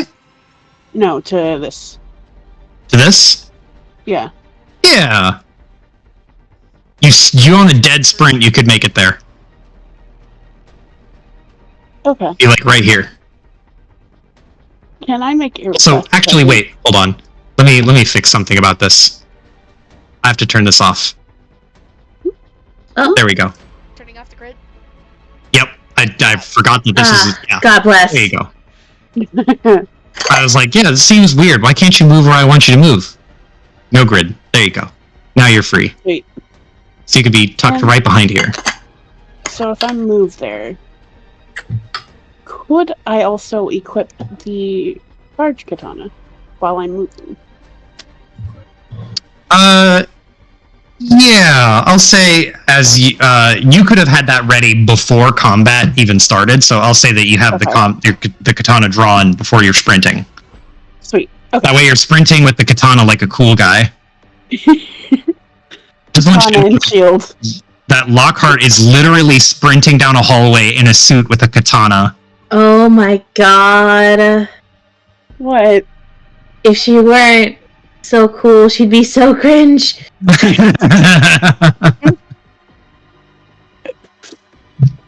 God, She has looking at shield? this. It's I've seen different. this anime before. What Mhm. isekai is this? You have to But hold yeah, the shield a little awkwardly, but you are holding it. You imagine, because like obviously she can't get a hit in this turn. She's holding the shield up with the katana like against it, kind of thing. Mm-hmm. So kind of like not a spear, not this round, because that'll be next round, but more of like bracing against it, so she can hold both of her arms against the shield, kind of thing. Mm-hmm. So it's not- If you if you use your action to get another maneuver and move again, you could close the distance on this guy. Oh.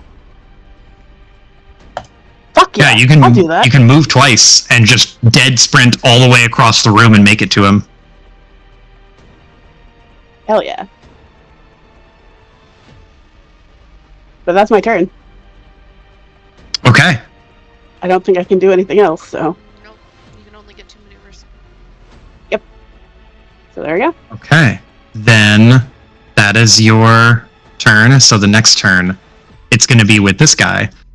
So you close the distance with him, and immediately he's just like, "What the?" And then reaches down and pulls out, or reaches down and whips out a gun that he had holstered. And he is going to take a pot shot at you at point blank range, but he's not using a point blank range kind of weapon, so he's going to take a penalty. So it is going to be a It ups it by 1. ranged. Yes. And I have 2 defense for melee and range. Okay. Jesus. It's 2 black die. Uh-huh. So- Backseat DMing, just let me You're good. So he goes for the gun and starts tilting it upward and just sprays bullets it's like in this arc that goes from your foot, Lockhart, up your shoulder and around your head. He's not hitting you, it's just spraying bullets because he started firing before he started aiming. And when you're in his face, you brush your shield up against the tip of the gun to keep it from pointing at you. So he missed. You have 1 threat, which I don't think you can do anything with. Not the 1 threat. Okay. But that's going to be his turn, and he will... well, I guess he could have used a maneuver to aim, but that's fine. That's going to be... Yeah, that'll be his turn. Because he doesn't really have... They don't really have any neat tricks, I think. Yeah. Cool. So next turn, it's going to be... Take it for this guy. Sure. This guy in the back, he is going to take a few steps back and tuck behind this thing. This little, basically not a pallet, shipping crate. And he's going to shoot at you, Lockhart. Mm-hmm. So that is... This goes up to extreme range, but we're going to try it.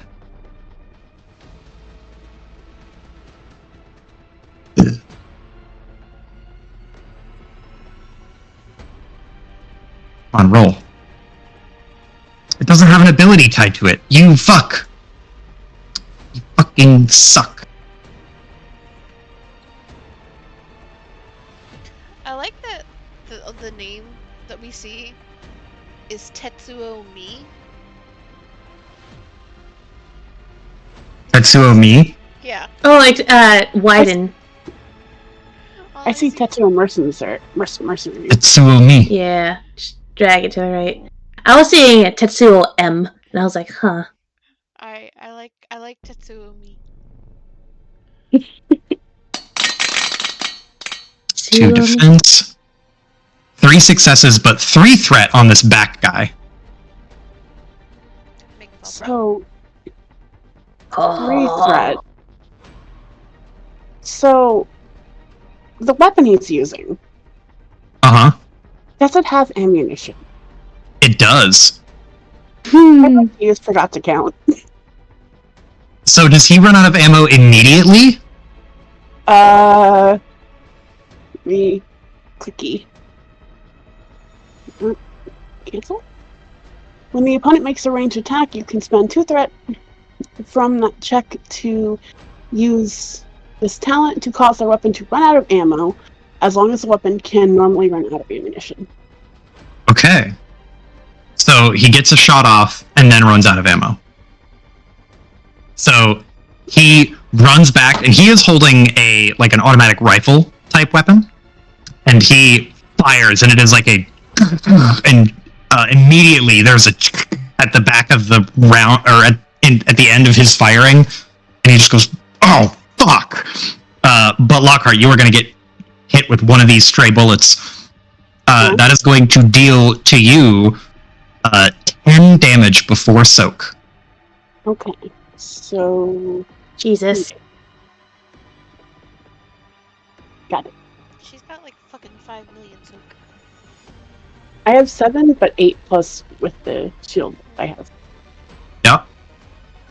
Okay. Then that is going to be his turn. He is out of ammo. So next is a friendly slot. Who's going first? I assume Market. Marcus? He's just going to use his turn running. Still better to have him up there so that he can do something. Mm-hmm. Okay. Then Marcus is going to sprint. Whoops. Hold on. I want to see if I can do this. He's going to go here. Yeah. And he is going to get right up beside you, Lockhart. In a dead sprint. Like, you would be proud. His cardio is great. It's doing so good. Next. I would like to go Yep. next, if that is okay. Yep. Alright. I would also like to sprint, but I'd like to use... because there's like, what? An action and a maneuver, right? Yes. Yep. And if I spend 2 strain, I can do another maneuver? Mm-hmm. Okay. Because I would like to spend 2 strain to do 2 maneuvers and to get my ass over there. To get, like, right up here with the rest of them? Yeah, like right around the corner. She's not nearly as tanky as them. She needs to have Gotcha. some cover. Okay. She's like, Brig, I gotta use actual cover. Hmm. So, I don't know how you did the thingy. Hold on, let me claim your initiative slot. There you go. So now you should be able to move, right? Yeah. There you go. Zoop. Shoo. She's going to get to this corner, plant 1 foot, and yeet drills, pulling the zip ties down. She's aiming for Okay. behind the enemy line, right here. I guess roll me a ranged light check at Yeah. 2 purple? You said the range light would be loud for throwing. Yeah. Range A light chuck check at, you said 2 purple? Yep. Okie doke. And it Alright. will land and start skittering. Okay, Kai, come on. You played baseball for years. No! Oh, it's a 1 advantage. So it will activate. But what I will say is it doesn't land where you want it to land, because you're still gonna throw it. It doesn't land where you want it to land. You were aiming like in the middle of them. I was aiming right back here. Oh, here. Yeah, because I know Okay. there's someone else over here somewhere. Roll me a d8. You know.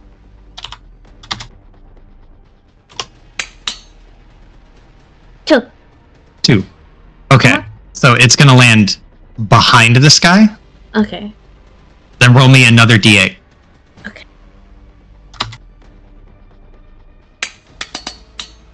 7. 7. Okay, so it lands. I need a token for this. I'm just gonna use this. So it lands here behind him, and then immediately just, and you hear this like horrible drum beat clattering noise of metal on metal as this drill monstrosity of weaponry starts dancing along the ground. It's gonna hit the guy immediately in front of it. So I guess roll me a mechanics check at 2 purple. Do I get to add my inventor onto this? No, not this time, Understood. because this is what I'm going to use for the attacking. Ah, okay.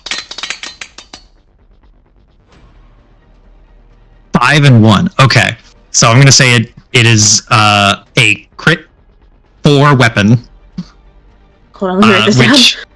Yep, this thing is a crit 4 weapon, and it deals as much damage as successes you roll. So you got 5 successes, so it deals 5 damage, which it just dances around and starts skittering and scraping, and it scrapes against this dude's armor, causing like sparks to shoot out. And this dude is just like, "Oh god, fuck! What the fuck?" Just hearing the noise and seeing this rabid shape, like a fucking feral piece of equipment. He's not sure what it is, but it lands on the ground, skitters around, and it skitters in this direction. So it skitters into this guy because he rolled 7. Okay. Roll me another mechanics check. The real damage is psychological damage. Yeah. It's definitely gonna do some psychological damage.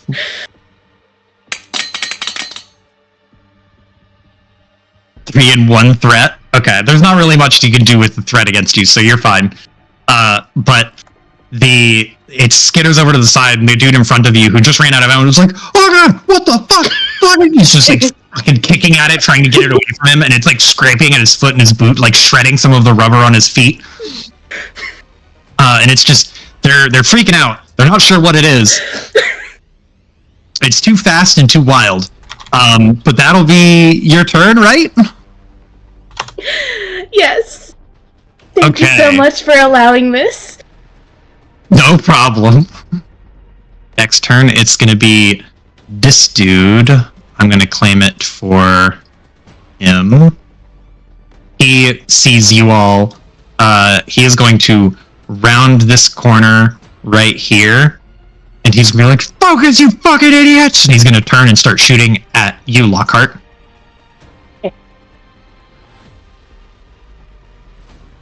Nope, not this one. That's ranged light and 2 black, not 2 purple. Well, it is 2 purple. Threat 3. No successes. I don't think I can use Forgot to Count again, because you only get 1 out of turn, right? One out of turn incidental. Make him fall prone. Sure, I guess he's going prone. To the ground. He takes a step back, and something catches on his foot, like a dislodged piece of something from the drill, and he slips on it, and eats shit super hard. But that's his turn. So, friendly slot. Cosmic, Bengetti, Legacy. Legacy? I'm gonna say for like right now, until Legacy can get into a network, she's not going to be much use. So she I didn't can get go in? second to last with Bengetti. So Cosmic first. Cosmic. Okay. Cosmic is going to use a maneuver to run up here, and he is going to hide behind this thing. And he is going to take aim at the guy behind Lockhart with his ranged light, which is way too good. I forgot I made him that good at it. Yep. It's the CSGO gamer implant. He's got the quick tip twitch muscles.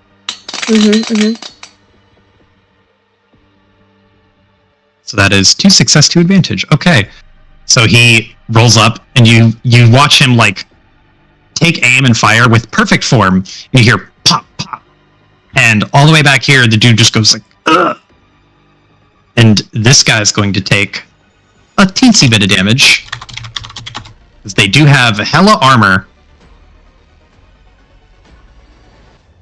So that's to that. Okay. And that is Cosmic's turn.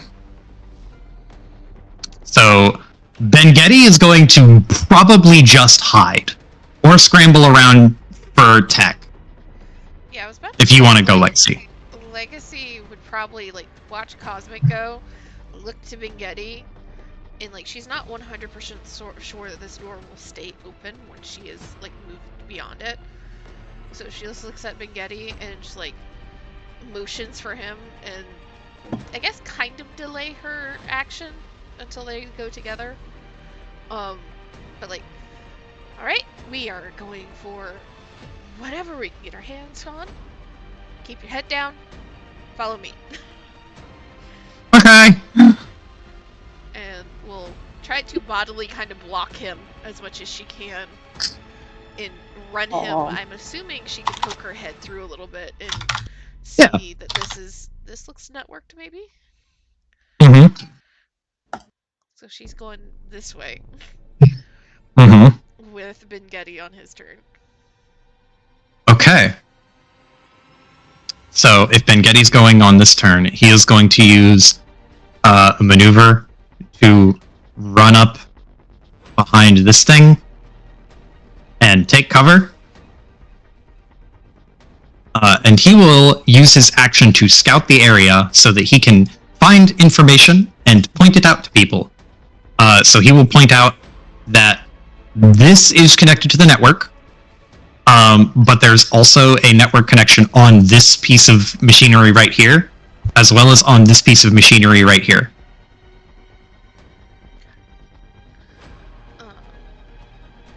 So any of these three things are connected to the network, and they all control presumably different things. Okay. Just can't see what's that way. Ben Getty will say that the one that he's hiding behind, it looks like a drone station, like a recharging port. Something for the forklifts to recharge. No, there's not forklifts on it right now. No, they are deployed. You can't. It's hard to tell, but the forklifts are all the way back here. They're near the people. Okay. But that will be Ben Getty's turn. And this last guy is going to go. He is going to use a maneuver to hide behind this forklift. And he is going to use his action to radio for help.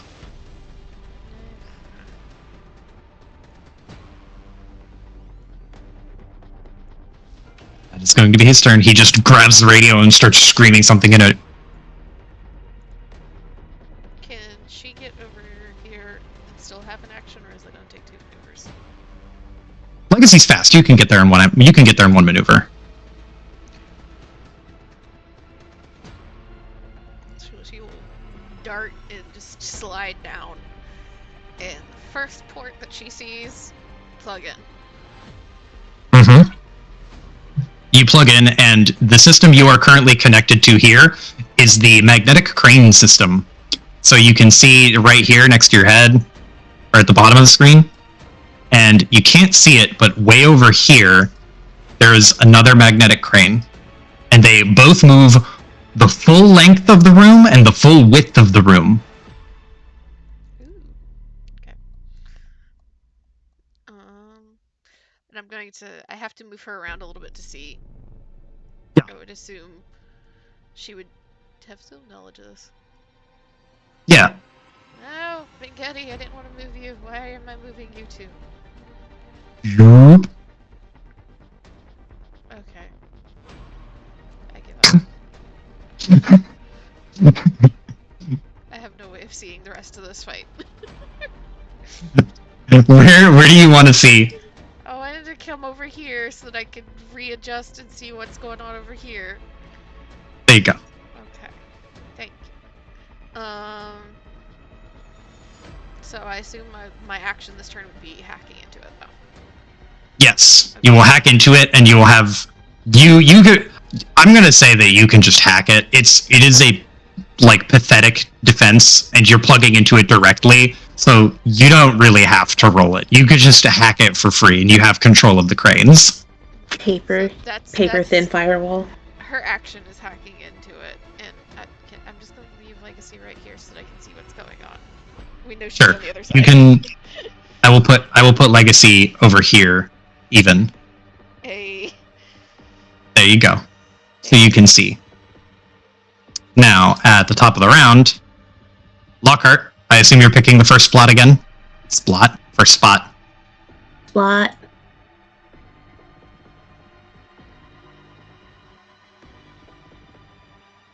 Iris? Lockhart. Sorry, Iris? sorry. I was muted. What did you Where say? are you? I assume you're taking the first spot again? If that's okay. Yeah. Okay. Wait, why is Legacy over here? She's scouting. Don't worry about it. Oh, She's not okay. actually there. Because last I checked, she was over here. Yeah, she's still over. I was very okay. Got it. I need to be able to see because I now have control over some shit on this side of the map. Hell yeah. Gotcha. I'm gonna claim this slot.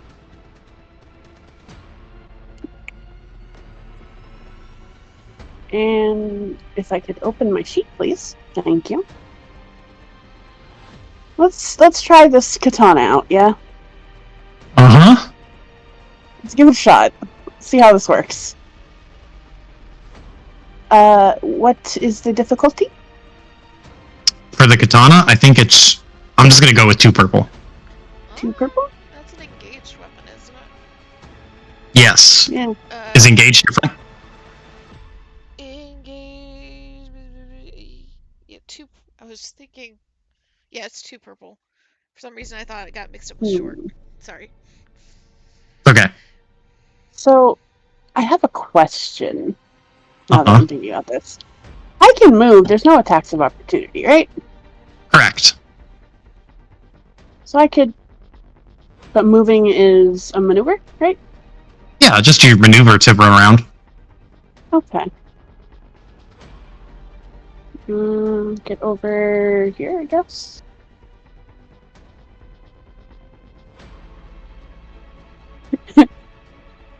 I'd like to use the katana to attack this guy. Are you gonna throw it? Yep. Come here. Okay. I told you this was gonna happen. Technically, that's harder.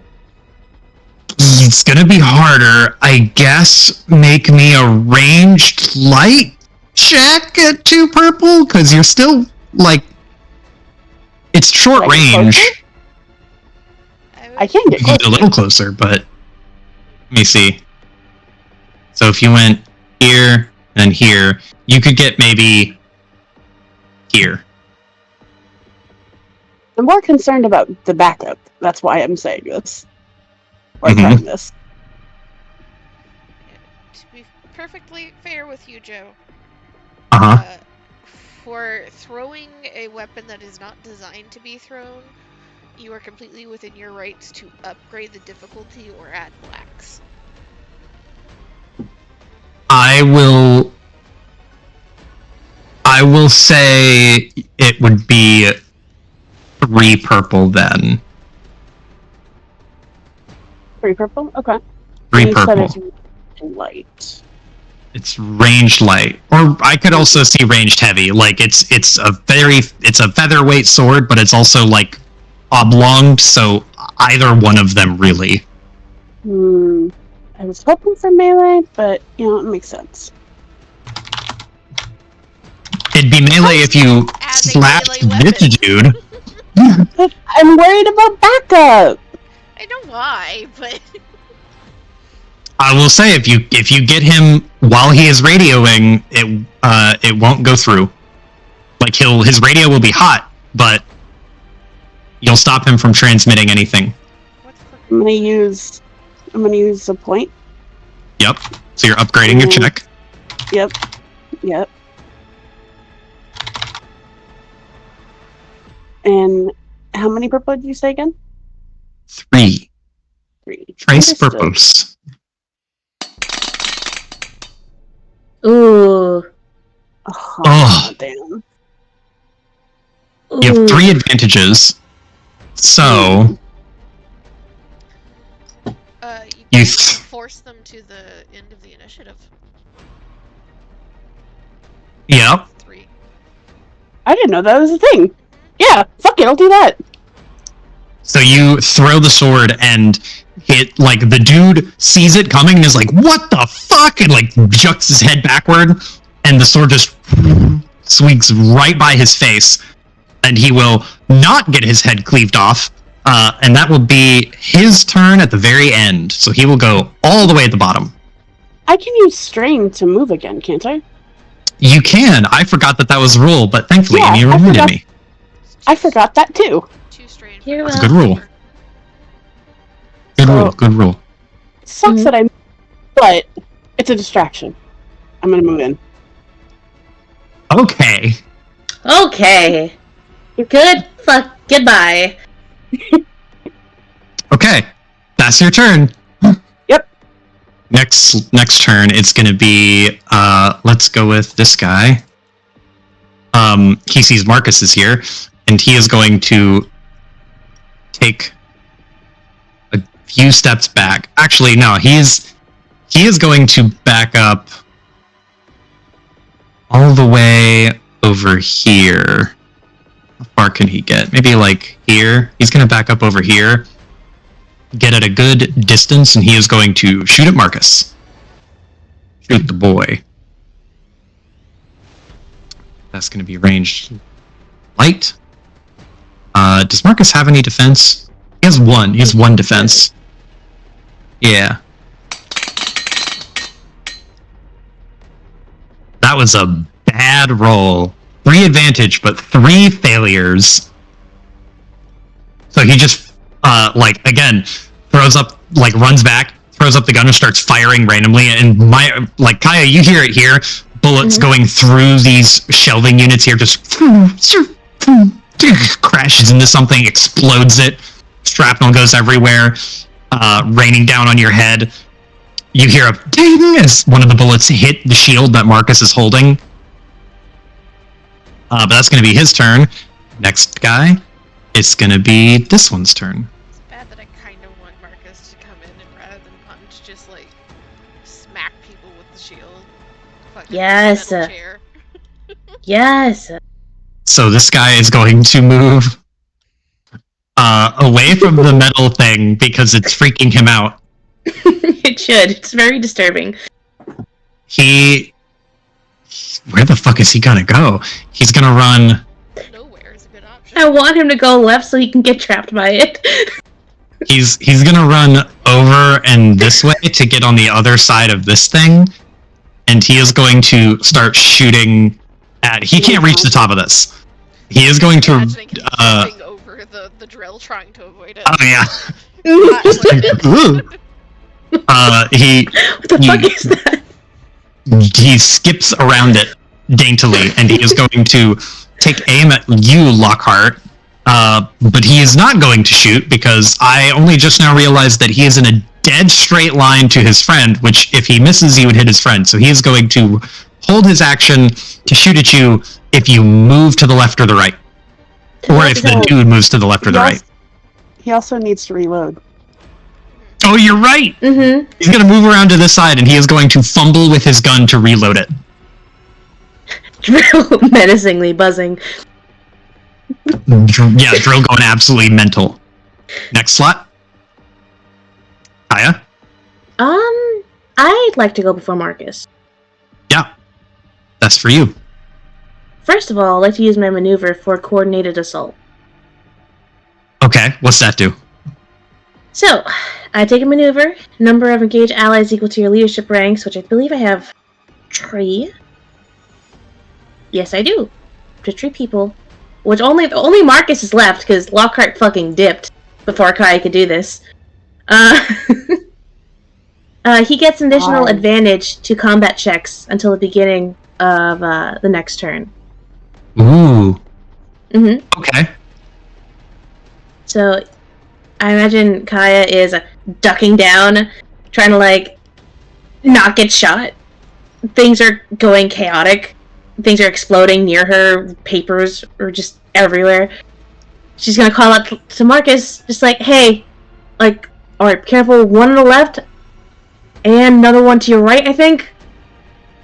And her action... I didn't think that far ahead. You can just do 2 maneuvers if there's something else you need to maneuver on. Where's my other... the incidental... don't need... there's nothing fixed. Alright. What is the range on this? Doesn't say range. What is it? Okay. I'm looking at snare. Snare. There is no range on it. It doesn't say. Alright, Joe. I would like to have Kai use snare. And Okay. I feel like she's like calling out to Marcus of like, hey, there's one to the left, there's one to the right, sees Lockhart dart across the fucking field. This fucking... And I would like Kaya to use her action to, if you allow me to reflavor snare, Uh-huh. to effectively pull out tension wire Okay. and a spring-loaded measuring tape, and kind of just take the spring mechanism from a measuring tape and attach it to the wire. So essentially it's like, okay, I'm gonna yeet this and it's gonna just fucking attach itself. Like literal snare. Whoever the fuck I yeet Okay. this at. If you allow this, Joe. Sure. Okay, it's a story point to use, Okay. but I need to make a hard computer psyops check. Unless you want me to use mechanics instead, because it's reflavoring it to hardware. I think that's fair. Okay.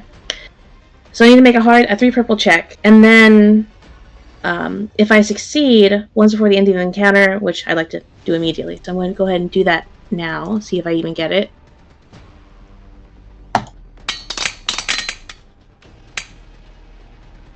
Yes! Got it. Ooh, okay, so I've got it. So if they succeed, once before the end of the encounter, I'm going to go ahead and use my story point. Mm-hmm. And that guy, that Lockhart is about to 1v1, at least try to, and needs to make a 4 purple vigilance check. 4 purple vigilance check. So I will say, because he's so far away, I think if you do this, you'll have to expose yourself. So like you'll have to step out of cover. Fair. And get like slightly in front of Marcus. So like right about here. I'll take it. Okay. But you do that, and he needs to make a 4 purple what check? Vigilance. Vigilance? Mm-hmm. They're pretty good at vigilance, but 4 purple is 4 purple. It's hard to beat 4 purple. Wow. He has 5 threat, but he succeeded. Bruh! Do you have anything for 5 threat?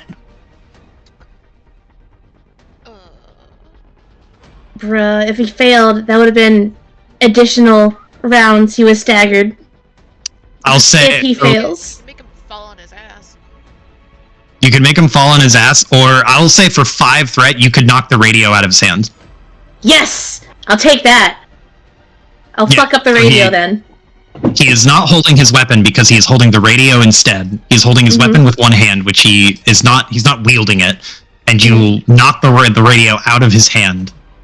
And he is no longer he's not radioed for help yet. And he is going dead last. Is that your turn? That's my action, my maneuver, yeah. Okay. Alright, Marcus, you have advantage. Unless Legacy would like to go first. Legacy, do you want to go? You're in the system. Yeah, at this point, it's probably better for Marcus. I might double up on my actions here in a second. Larry. Okay. Then Marcus is gonna go. Can I say Yeah, that I Larry assume. is hiding with Cosmic? Yeah. So Marcus is going to. You step out in front of him for a second to throw your little snare. And Marcus is like flabbergasted for a second, and he is going to dash this way, over and around, and go for this guy. So Marcus is going to close the distance with him, and steps around Kai, you just need to steel-toed boot your fucking death spinner. You can't tell me she's not wearing steel-toe boots. No, she is. Ocean regulation.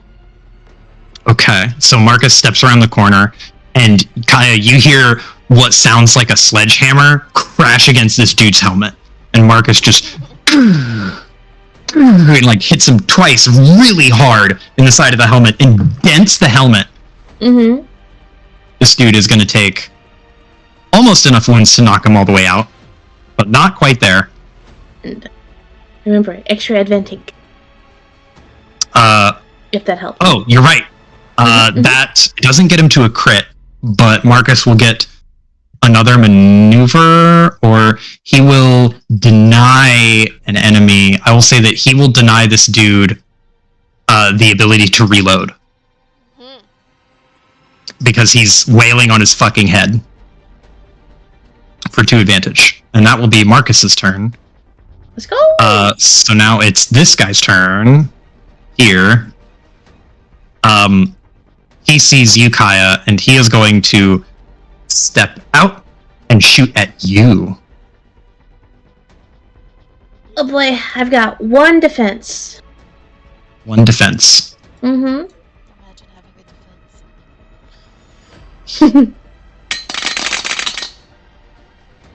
That's going to be 1 success. That's it. 1 success. No advantage, no advantage or threat. So with 1 success, he is going to deal 7 damage to you before soak. Okay. Up your shield. Yeah, my shields. Now I have 5 soak instead of 4. That's gonna be 2 damage. Oh, sorry. He has a rifle as well, and it has pierce 1, so it ignores 1 point of soak. It ignores the shield. It just rips straight through the shield. Ow. Hey. Okay, so that's gonna be. That's still better than it could be. Every little bit helps. Did we start with like reset wounds and strain? Yes. I think so. Because I had 1 toggled in already. I think it might be from the incomplete rest. Oh, okay, so I'm starting at 1 then, right? Yeah. Okay, cool. So it has pierce 1. Okay, so that was what, 7? Yes. Okay, so I'm 3. So now I am at 4 wound. Gotcha. And then he's going to use his maneuver to run over this way, and he doesn't know Legacy is down here, so he is facing the way he ran. If she sees this would be an incidental that you would try if you would allow. If she sees him coming over this way, could she like whistle like whatever theme tune Cosmic is, like his known game is? Yep. Like Cosmic. Yeah, you can signal Cosmic. As a Okay. her, like Cosmic, this way, please, and thank you. That is his turn, so now it will be you whistle and it's Cosmic's turn, I assume. Mm-hmm. Cosmic is gonna go. This like structure is too tall for him to vault, but he hears you like call out to him, and he just like, oh shit. He spins around, and he is going to run this way. That's 1, 2. He'll get right about here and peel around the corner, and he'll see that guy way downrange, and he is going to shoot. That's going to be ranged light.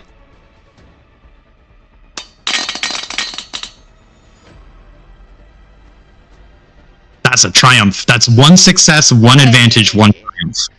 Hey, Let's fucking go! Okay, so he's gonna crit this dude for sure. It's going in the box. Hey. Can we make him drop his weapon? Yeah. Question: would that happen instead of a crit? Depends on how many advantages he has. He has 1 advantage. Yeah, that would take away his crit. I think that would make more sense for Cosmic, because he would shoot at the dude's weapon to get it out of his hand. So Cosmic will disarm him of his weapon, shoot at him, shoot it out of his hand, and then give a little bit of damage on the side, which these guys have a lot of armor, but this dude will take a little bit of damage. This is only one success and a triumph, so. But you can see his hand, like, splashes of red splat out from his fingers. And he drops his gun. That's Cosmic's turn. So Legacy Bengetti. Can I move my magnet from here to here and take the gun? Yes, you can absolutely do that. If you roll the magnet over and turn it on. So here's my question. So you have 2 controls here. You have movement and activation. Do you want to activate the magnet first and then move it, or do you want to move it and then activate it? She'll move it, then activate it this time, because she doesn't want to pick up Kaya's little doom thing in case Kaya wants to try and move it somewhere. Oh shit, I forgot about the doom thing. Okay, so I gotta roll for the doom thing. Also, yes, Iris. How strong is this magnet? Because aren't these very guys strong? Completely metal? They're not completely metal, but they're wearing metal helmets. Can it take their helmets? It's certainly gonna try. Really quick, Kaya, roll me a d8. Okay. Why did I have fucking Bengetti playing? How do I have control of Bengetti, man? Oh, 1. So 1 is going to scatter this way. So it scatters up this way, and it's not quite close enough. Oh, if it's scattered up further. Yeah, it'll scatter up here. And roll me a mechanics check at 2 purple. God bless my little doom drill.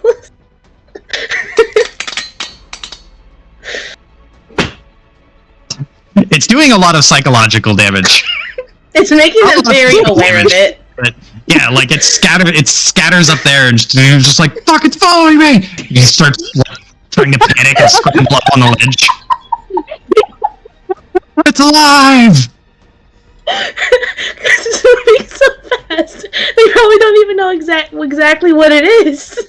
They definitely don't. This is a legacy slot.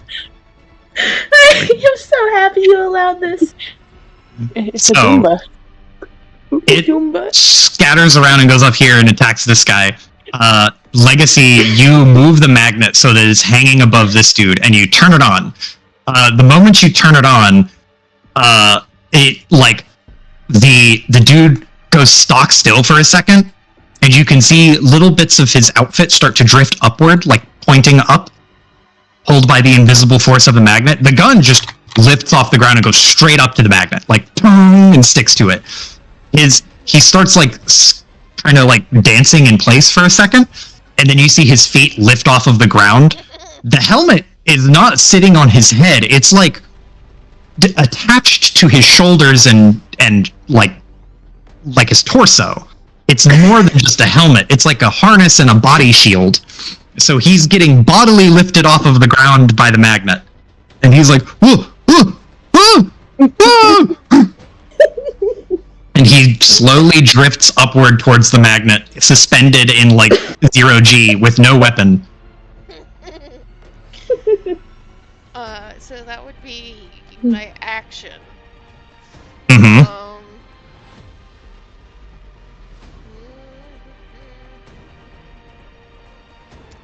I will use my maneuver because she is pretty safe over here for the moment. Yep. I will use my maneuver to yeah. She's gonna like, because Lockhart's fine. And Kaya will hide again in a second. Just throw a blue towards Marcus. Mm-hmm. Mm-hmm. Okay. So that I'm good with that. Okay. So now it's going to be the last guy's turn. last fire ant. He has dropped the radio. Let me. The radio is entangled in The radio tension is wire. tangled up. He just nearly got beheaded by a flying katana. Yeah. He sees you, Lockhart, and he goes for his sidearm, and he is going to use a maneuver to aim. So he's going to try to barrel snuff you with this pistol, which I think reduces his penalty to 1 purple instead of 2. Is that a specific ability, or if you're talking about aim? I think it's not aiming. Aiming gives him 1 blue. Yeah. But I think if you're using a short-range weapon at engaged distance, it goes from 2 purple to 1. There's some rule about being closer than normal, I think. Usually if you're with any type of ranged weapon and you're within engaged, it actually makes it harder. Makes it harder? Okay. Then he's still gonna aim. He's still gonna aim and shoot you because he wants to try to knock you out instantly. You're engaged with a ranged light. I'm assuming it's a ranged light. Yeah. That should be being rolled at 2.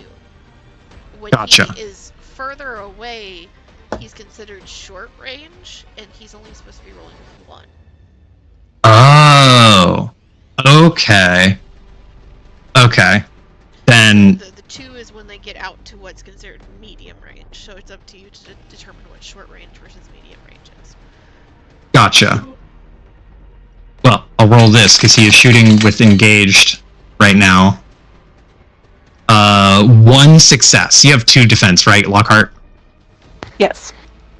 Okay. With 1 success, he's going to deal 7 damage, pierce 1. 7 damage, pierce 1. So I still have the shield, right? Yeah. Okay.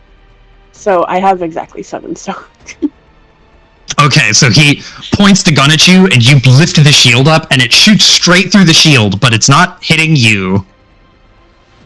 Bro, how intimidating is that? It's really intimidating all around, because I don't know which side of the shield I would prefer to be on. But that is his turn. He aimed and shot. So last one on the docket is Bengetti, and he is going to panic. He's not going to get any closer, but he will use his maneuver to lend blue to Cosmic. And, he's just going to lend 2 blue to Cosmic. Cosmic's going to get a double buff. Let's go! Can I claim first slot next round? I want to do a bullshit. Have fun. Okay. You have my Top consent. of the round. go We're not going to do this round, but I will give it to Legacy. You can get second slot. Can I, if this is the last thing for the session. Uh-huh. I'll be very amused. She peeks her head over again, sees that she now has this dude hovering, Mm-hmm. and then immediately there is the evil smile. A card incoming! And she's gonna take him over and drop him on the other dude.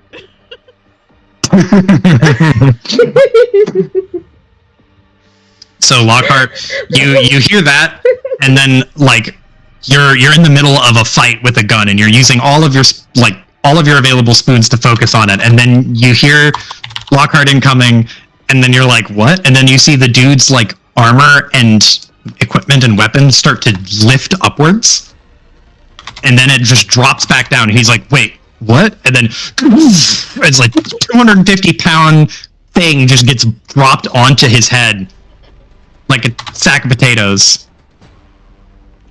Nice. And then she will also use her maneuver to give Lockhart a blue. So both Lockhart and Marcus have blues now. Okay, then we're gonna give these guys stunned. Lockhart gets one of these. Okay, cool. And we're gonna stop combat here. Perfect. This is going well. Things are going well. Alright, I want to make little notes for what's happening right now. We have Doom Drill terrorizing the bad guys. Yep. Shields give 1 soak. The radio got snared and is covered in wire and is on the floor. Left guy still hasn't reloaded. It's not allowed to. He's allowed to reload. Legacy is playing the crane game with the fire ants and her giant magnet. How many blues? Lockhart and Marcus both have 1 blue. And Cosmic has 2.